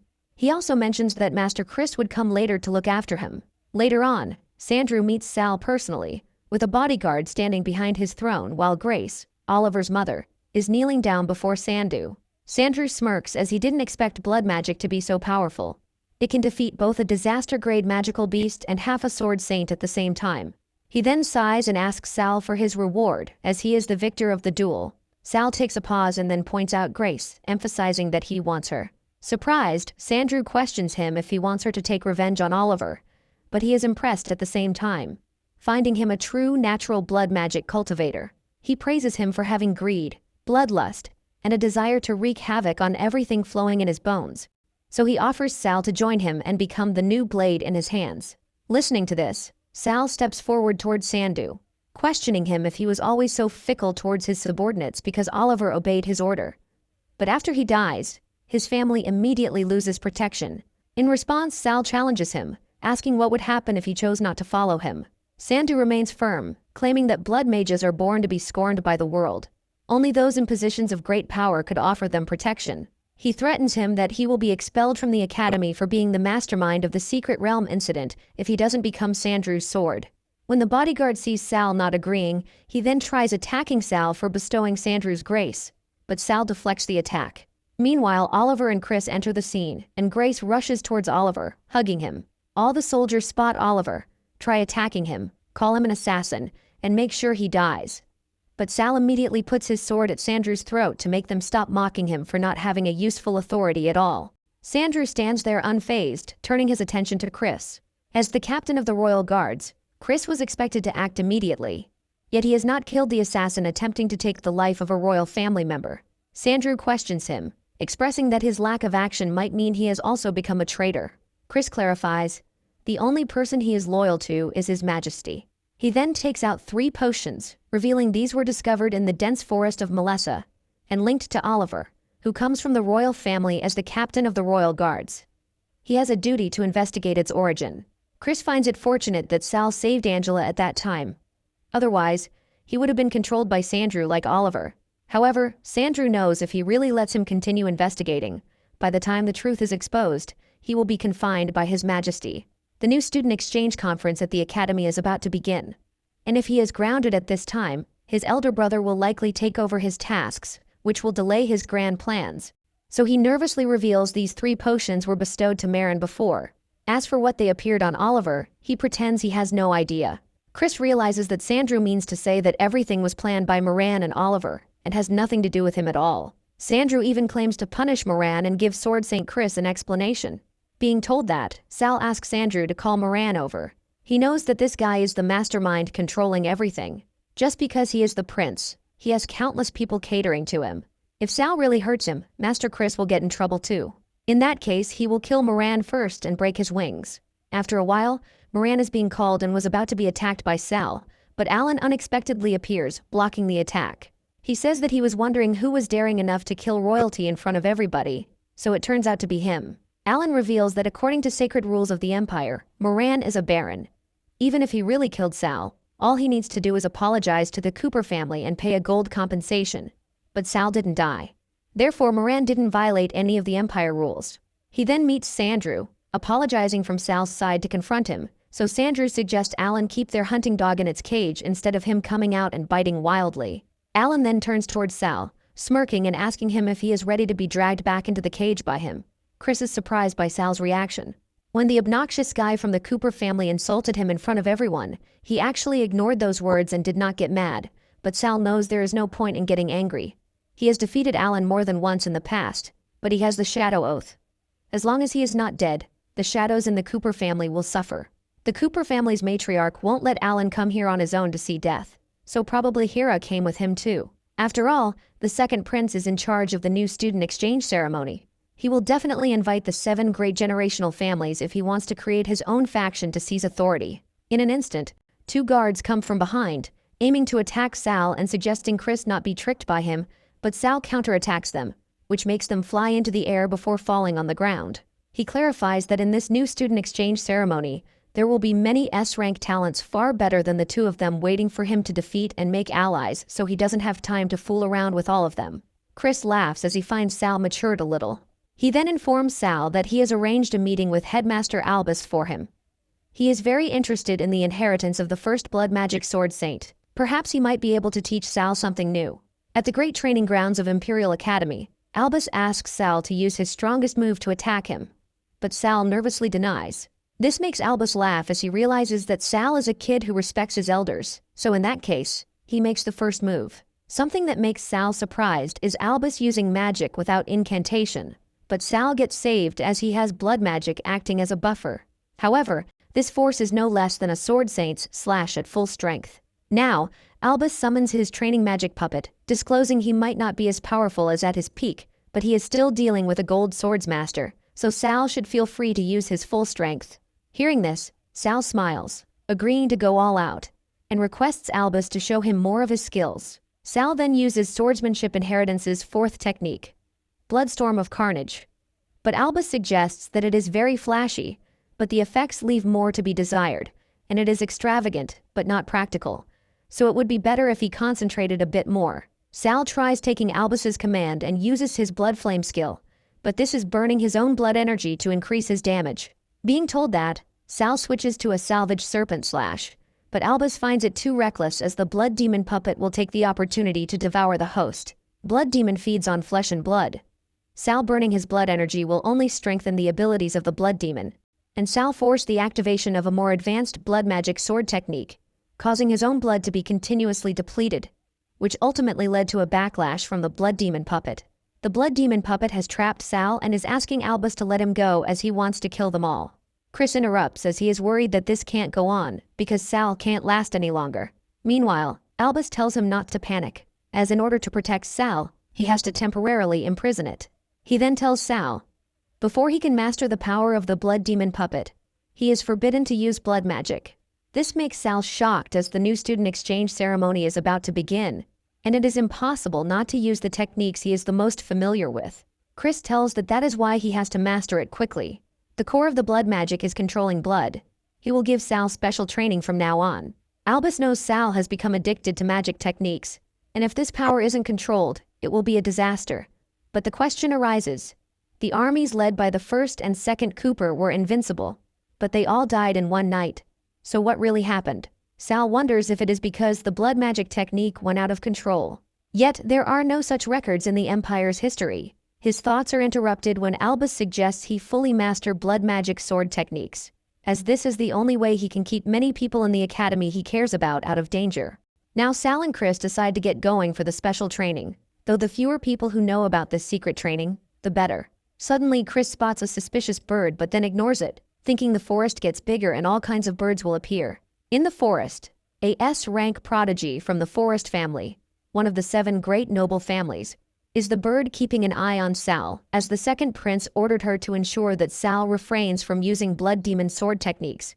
He is effectively handicapping himself, so she thinks she will definitely be able to eliminate him during the upcoming freshman exchange ceremony. The date for the Imperial Academy's annual new student exchange ceremony has arrived. This is a rare event in St. Gordon, and the seats will usually be full. The audience can not only see the unique talents of the freshmen, but also the family heads of the legendary Duke families. Royal Highness, the second prince, respected representatives of the Duke's families, and their outstanding teachers and students of the Imperial Academy. This ceremony is hosted by His Highness, the second Prince Sandrew. The victor will not only receive priority guidance at the Imperial Academy, but will also earn the appreciation of His Royal Highness, the second prince, and have a wish fulfilled. Sal realizes that the second prince's intention of recruiting people is really clear as day, but this wish came at a great time. If he wins this competition, the Cooper family's downfall is going to get quicker. However, this dueling competition is divided into preliminaries and elimination matches. The 8 students who earn the qualifications from the preliminaries shall advance to the 1v1 elimination matches, where the victor will be decided. The preliminaries will follow the old rules. The first 8 students who cut off the Hydra's head and bring it out of the arena will advance to the elimination matches. The competition begins, and the S-rank prodigy from the Forest family cuts off one Hydra's head. She mastered both the magically forged arrow and raven transformation at such a young age. The moment she is about to attack the head again, a guy named Thoradin Dranka attacks it mockingly, thanking her for giving him the qualification to advance.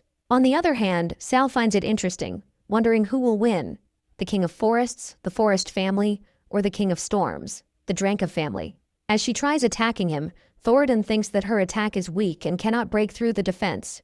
With just a small movement, he easily wins, as expected of a member of the Dranka family, who has the reputation of having monstrous defense. The audience is in utter disbelief as this guy is more dangerous than the 5-headed dragon in the secret realm. Fortunately, there is a seal suppressing it, otherwise it would be troublesome. Suddenly, the Isaac family, once known as the king's right hand in a past life, enters, claiming not to let the northern barbarians look down on their empire's warriors. However, the Hydra has been enraged, and they all need to defend themselves now. When Andrea is being attacked, Sal protects her, making Andrea realize that his sword energy is strong enough to slash through a magical beast. Meanwhile, William also got one head. Once Sal gets another head, all members will successfully advance. Though Sal thinks it is rare for the Hydra to be suppressed to this extent, apart from its head, he wants to retrieve something else, so he suggests Andrea and all of them get back, as he will use this as training. Although he can't use his blood magic, he is able to withstand the Hydra's attack now that his body has strengthened. When the Hydra uses its blaze magic attack, Sal grabs one of its heads and positions it so that the attack hits another head instead. Now that the Hydra's rapidly regenerating shield has been shattered by its own strongest attack, when 8 of the Hydra's heads are cut off, it will consume the center head's energy to instantaneously regenerate the other heads. And this will lead to the Hydra entering a state of extreme weakness. Right now he just needs to use the sword to cleave at the Hydra. And then if he uses the blood magic resonance taught by Chris, he will be able to obtain the Hydra's rapid regeneration ability.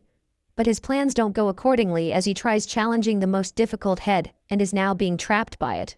At this particular moment, Alan mocks him and offers him to kneel down and beg him so that maybe he will let him have this. Sal smirks because he obviously wouldn't do it.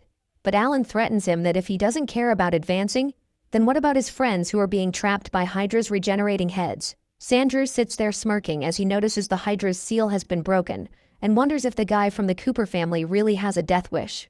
He also hopes some of the playthings in this arena will die. That would make things far more exciting. Meanwhile, Sal is struggling. Alan assures him of returning all his past humiliation back to him today and uses his blood to wash away all the shame. Alan has brought Lisa, the fiercest dog of the Sana family. Lisa uses black magic that binds, weakens, and drains life. Fighting her only leads to being consumed. Because of Alan's interference, Sal failed to cut off the Hydra's main head, allowing it to fully break free from its seal. Now, Sal decides to let Lisa face the consequences and experience the Hydra's power. However, Alan thinks he is foolish for destroying Lisa's hair, as that alone won't stop her. She can absorb the Hydra's flames and transform them into different forms. By angering the Hydra and provoking it, the creature is bound to react. But since it has just broken free, the chance to attack is slipping away. Sal must deal with Alan quickly. Sal then asks everyone to leave the arena and bring Lisa with them too. Meanwhile, the announcer announces 3rd place, Gloria Isaac earning the qualification. 4th place, Andrea. 5th place, Nameless Knight. And 6th place, William. When William takes Lisa out of the arena, she is biting his hand, so he makes her understand if she stays inside, it will delay Sal from resolving vendetta with Alan, and that she doesn't need to waste her life protecting that scum human. As the announcer announces the 7th position is of Lisa, William assures her that this is the qualification she has earned on her own. He hopes that in the next competition. On the other hand, Alan's anger doubles when he realizes his dog has betrayed him. Though Sal mocks him because now no one is taking his damage, and he will die. But Alan is too confident of becoming the last person to advance, and Sal only being worthy to become the Hydra's food. But Sal laughs and quickly attacks the Hydra, thanking Alan as he wouldn't be able to cut off the Hydra's head so easily without him, as he has helped him to complete the ritual when the Hydra is at its weakest. Chris once mentioned that there is an ancient blood magic ritual recorded in ancient books. By mixing his blood with the beasts, he will be able to form a resonance through blood magic. And that is exactly what he did. Sal has even received the S-rank ability Rapid Regeneration. Any flesh damage received will be swiftly repaired at the moment of injury and eliminate the negative effects of pain. At this point, humans can achieve a high level of blood synchronization with magical beasts. Instantly, he cuts off Alan's arm, but now he won't be able to regenerate it. Sal, after cutting it off, received Hydra's A-rank ability, Corrosion, instantly devouring the target's vitality. He then asks Alan if, as the master of the Shadow Oath, he experienced what the shadows feel.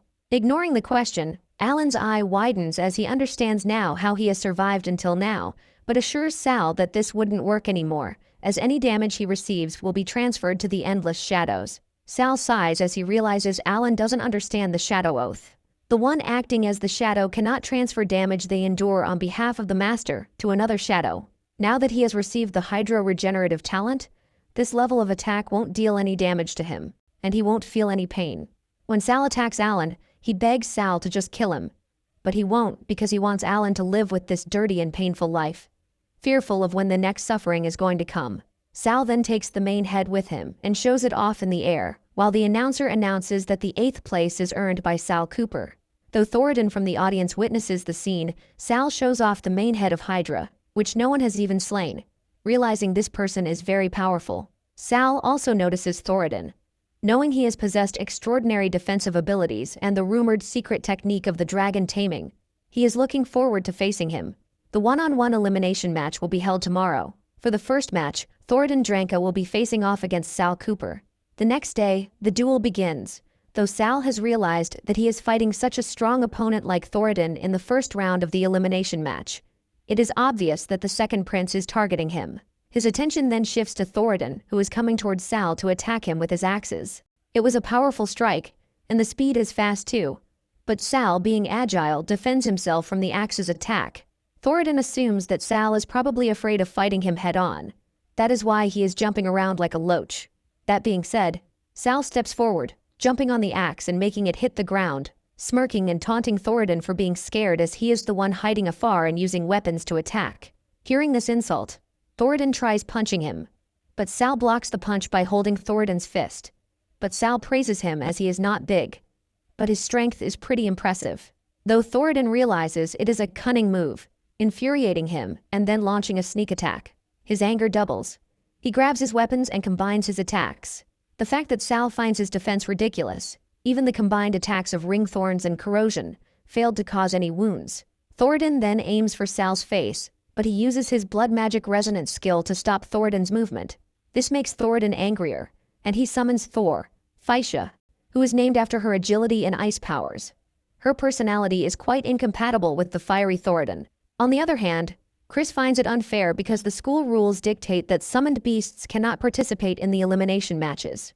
Though the speaker agrees with him, rules are rules. But as a Dragon Knight, Thoradin is exempted from them. And if he is not happy, Sal can summon a dragon too. Back to the duel. The dragon blows ice towards Sal, which surrounds him. He knows it won't end well for him if this drags on. He needs to find a way to get closer to his opponent. Sandrew praises Thoradin, so his father thanks him and brags that he is his proudest child. As the only member of the Dranka family in a century to form a contract with a dragon, and with his ability to use Phaisha to communicate with heaven and earth to channel the power of sky lightning, he will undoubtedly lead the Dranka family and the dragon race to a glorious future. While Thoradin makes Sal face the strongest attack of the Dragon Knight, smoke surrounds the surface, making him assume that Sal dies and arrogantly claims to be able to die from such a powerful lightning strike is Sal's greatest honor. But as the smoke starts to disappear, a voice breaks in. It is Sal telling Thoradin not to be happy yet. Sal has obtained Magic Dragon, an S-rank skill magic immunity able to absorb and be immune to all ice, fire, lightning, and all other natural magic. Everyone is shocked to see another dragon, a magic dragon, that was rumored to be extinct. Only natural disasters can help a magic dragon to advance its abilities.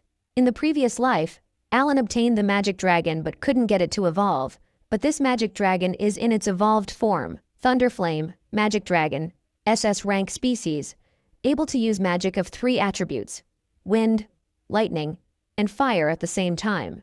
With a blow from the dragon, Thoradin is knocked out, and the whole crowd goes crazy witnessing such power. Sal realizes this is what it feels like to stand under the sunlight.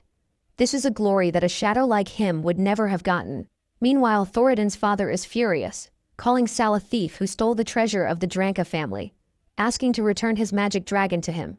He throws an axe at Sal, but his magic dragon protects him, and Sal sits there on his dragon unfazed, threatening him to show him the reality today.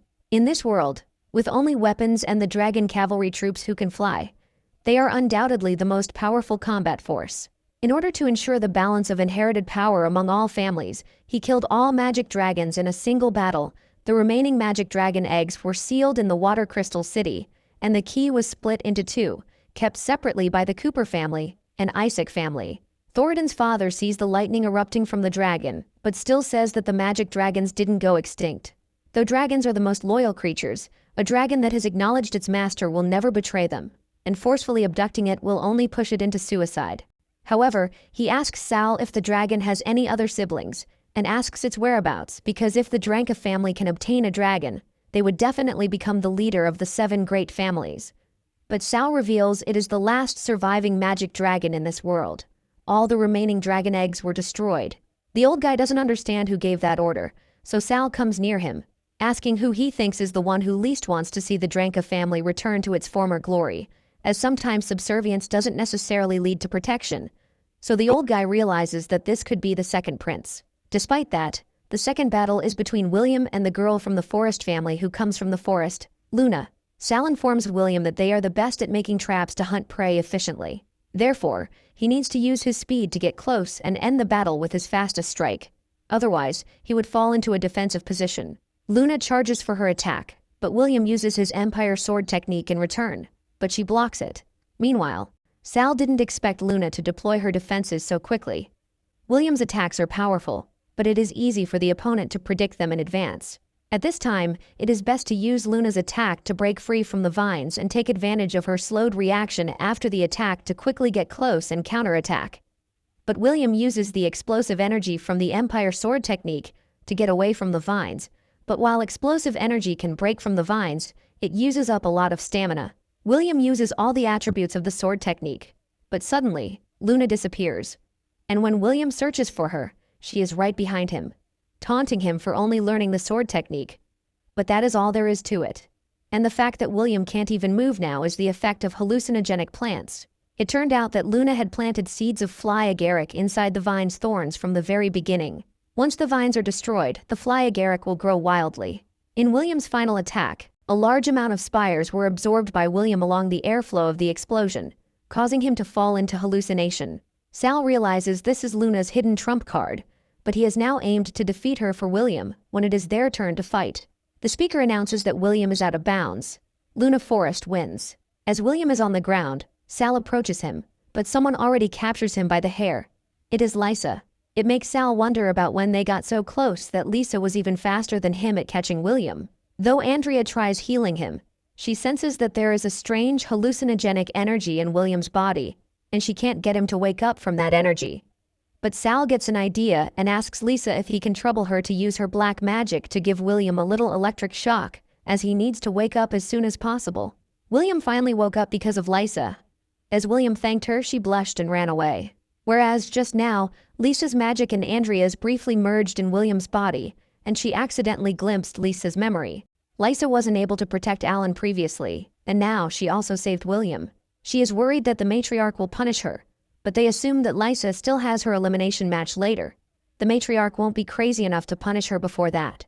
Unexpectedly, Hera has already captured Lisa and is torturing her for not protecting her master and for still wanting to participate in the elimination match. The Sana family, well known for their dark magic, would seek out impoverished children all over every year and bring them into the family's dark temples. The Sana family's dark magic originated from the deepest pain and despair of the human mind. There was such a thing as a bottom line for the Sana family, and their humanity was long gone. Only the few lone souls lucky enough to survive the despair were worthy enough to be branded by the Sana family and become terrifying killing machines. Back to Hera torturing Lisa, she mocks her, calling her the dog of the Sana family, and accusing her of forgetting Sana's teachings. She tells her to always be ready to sacrifice everything for her master, including her body and soul. And then, with a metal chain wrapped around her arm, Hera strikes her, taunting her for failing to protect her master. She declares that since Lisa couldn't fulfill her duty, her arm is now worthless. But before she could hurt her more, Sal and Andrea enter the scene, and Sal uses his magic to throw the metal chain away from Hera.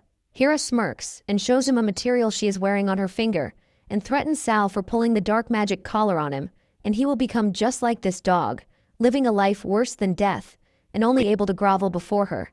But Sal smirks back, mocking her for Alan not having a chance to tell her. He elaborates.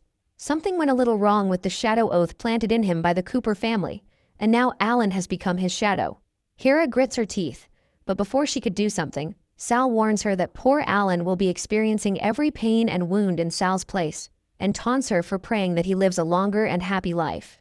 He then approaches Lisa, but before he could, Hera grabs Lisa and asks Sal to take a good look at her, as she will never be able to escape the control of the Sana family because not everyone is an ungrateful brat like him. Sal gets angry and tries to attack Hera, but Andrea reminds him not to be rash because he will be disqualified if he acts against a noble. She even informs him that she has seen Lisa's memories, and as long as they are able to awaken the warmest memories within her, she can escape the dark magic's control. Being told that, Sal approaches Lisa and makes her remember that she still has an elimination match. As long as she wins, she can stay in the Imperial Academy and will be free if she can leave this basement. The moment Sal is motivating her, he reminds her of William, and she tries to break free. Lisa murmurs that she cannot die here. She screams, breaks free, and runs out of the door. That is where she runs into William and hugs him. Hera, on the other hand, is angry and claims that even if Lisa is free of dark magic, she is still the Sana family's private property. But a voice breaks in, correcting her that Lisa is a participant in the matches, not anyone's private property. It is Master Albus. Hera still smirks, reminding Albus, too bad that the school can't offer any more protection after the new student's dueling ceremony ends. so Albus says it can happen if she becomes his student, and questions her if the Sana family is willing to offend him on her behalf, someone who is already married outside the family. Hearing this, she walks away, and Sal thanks the headmaster for his help, so he informs Sal that William asked him desperately. As a teacher, he is obliged to satisfy his students' demands. Sal realizes that it looks like William really cares about Lisa if he persuades the headmaster, though Lisa is in William's care now. Meanwhile, Sal thanks Oliver for informing them about the secret basement, or else they wouldn't have saved Lisa. Before the headmaster Albus got Oliver involved, Lisa, as the representative of the Sana family, had already forfeited. Moran has announced the advancement of Andrea too. In the other group stage, Gloria was up against the Nameless Knight. That Nameless Knight was able to quickly overwhelm Gloria without taking any damage. Even with his years of experience as a teacher, he wasn't able to tell the kind of skills that guy was using. It is now Sal's turn in the elimination match. If he can't make it in time, the second prince will disqualify him outright. Back to the duel ground, the speaker, Moran, is counting down from 3. If Sal is still not there, then it will count as him forfeiting. Moran is counting, but before he could complete the counting, he stops as Sal comes to the ground with his magic dragon. He then asks Luna if they can continue. Luna tries attacking him, but before she could, the dragon uses his thunder flame roar because Sal won't give him the chance to use her old tricks again. He will end this quickly. Though Luna falls out of the arena because of the attack, Sal eventually wins. The Thunderflame magic dragon is too dominating. After a unanimous decision by the second prince and the academy leaders, it is now forbidden to use tamed monsters in the competition. Hearing this, Sal smirks as the academy is really fair when dealing with him. Now the next match is Andrea versus Nameless Knight. Professor Cassidon guides her that the opponent's defense is very ridiculous, but Gloria couldn't hurt him at all. She must not pull her punches. As the duel begins, Andrea casts 3 advanced attacks, magic naming Crystal Meme, Lightning Crackle Crackle, and Rocks Boom Boom. Cassidon sarcastically says that he finds the name pretty adorable, but the Nameless Knight reveals that Andreas's attacks are ineffective against him. Sal is also shocked because how could the attacks disappear for no reason? Though the guy confesses that the scales of power will send back something equal in return, Sal has realized that the guy is going to use his ultimate. It is wind magic. Not only can it swallow attack energy, but it can also borrow the power of the wind to launch a counterattack. With the blow, Andrea is out of the arena and the Nameless Knight wins. It is an immediate win. His power seems to be stronger than the other opponents. Sal carries Andrea as she is injured, though Moran announces that the final battle will be between Sal and the Nameless Knight. The winner will become the new head of the academy, and all the students, both commoners and nobles, will follow his lead during their time in school. The final begins now. As the Nameless Knight and Sal stand face to face, Sal admits that the Knight is the strongest opponent he has faced, but today's victor will only be his. As the fight continues, the Knight reveals that Sal is the first person to bring the sword to his neck, but tells him not to be happy yet as the victor hasn't been decided. The Knight then equips the Angel Wings, an S-rank multi-function weapon, able to attack, defend, and change its form. It is the treasure of the Empire's auction house and is worth as much as a city. He has formed a shield with it, surrounding himself with a super-strong hurricane to form a stable, absolute spatial defense. Sal realizes that this person is not simple as the wing form is activated, fused onto the body, and strengthens the body's strength and speed, and can accumulate sword energy in the wind until it is released. As the battle heats up, Chris realizes this is the guy he taught in the past.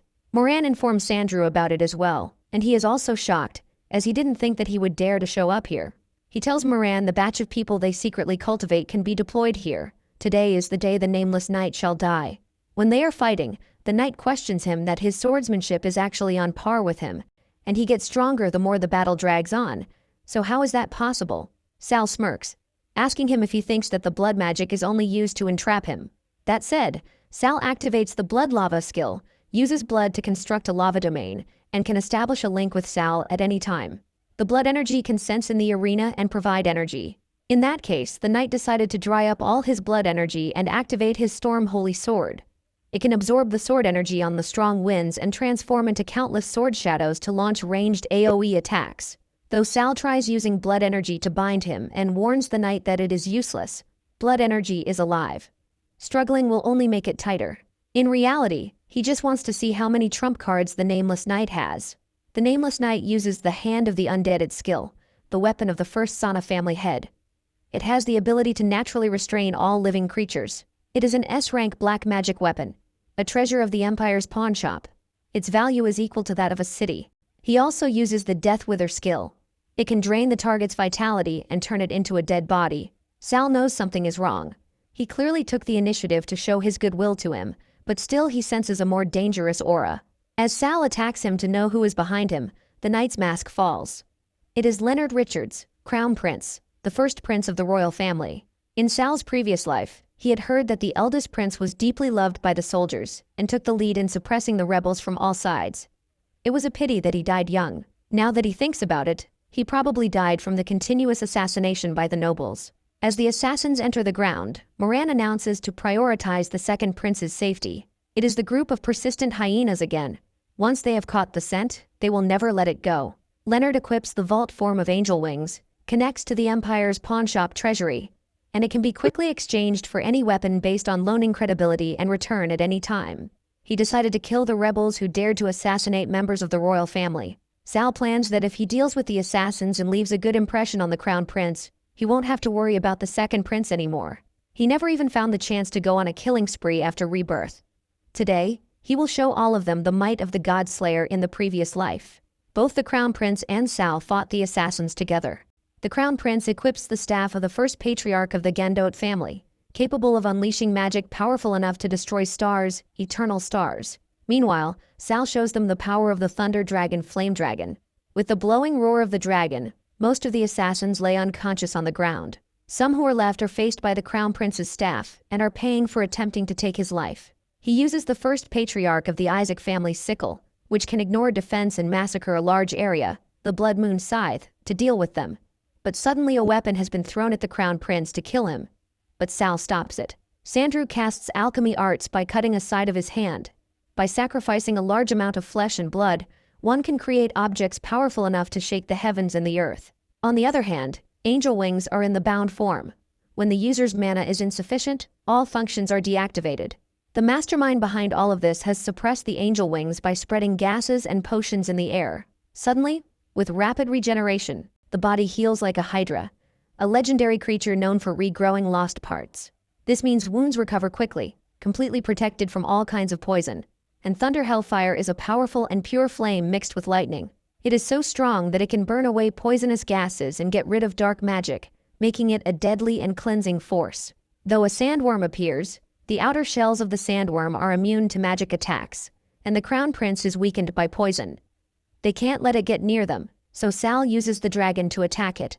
He uses the Dragon Breath, a concentrated and brief release of all the dragon's magical power. This is the dragon's most powerful magic attack, and that is how the sandworm is defeated, and the Crown Prince is saved. Sandrew assures the Crown Prince to definitely investigate seriously and not let the mastermind escape. Then the Crown Prince thanks Sal, as the imperial law stipulates that anyone who saves a royal family member can be granted noble status as an exception. He decides to grant Sal Cooper the title of Viscount. He will be responsible for helping the second prince investigate who is the mastermind behind the assassination. Though Sal can't help but be concerned about the connection between this sandworm and Sandrew's alchemy arts.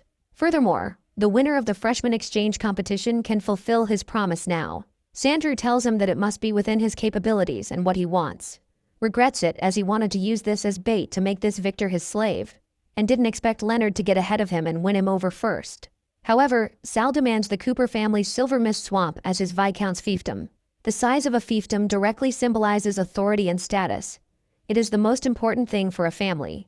The Crown Prince finds Sal worthy of it, and if the Silver Mist Swamp is not convenient to become Sal's territory, he will consider giving Incubus Ridge in the suburbs of the imperial capital to Sal. Everyone knows that piece of land has a black gold vein, so he spent a lot of effort to get the king to promise it to him. Sandrew knows gaining control over that black gold mine is equal to gaining control over half of the Empire's magical resources. He definitely must not let it fall into other people's hands.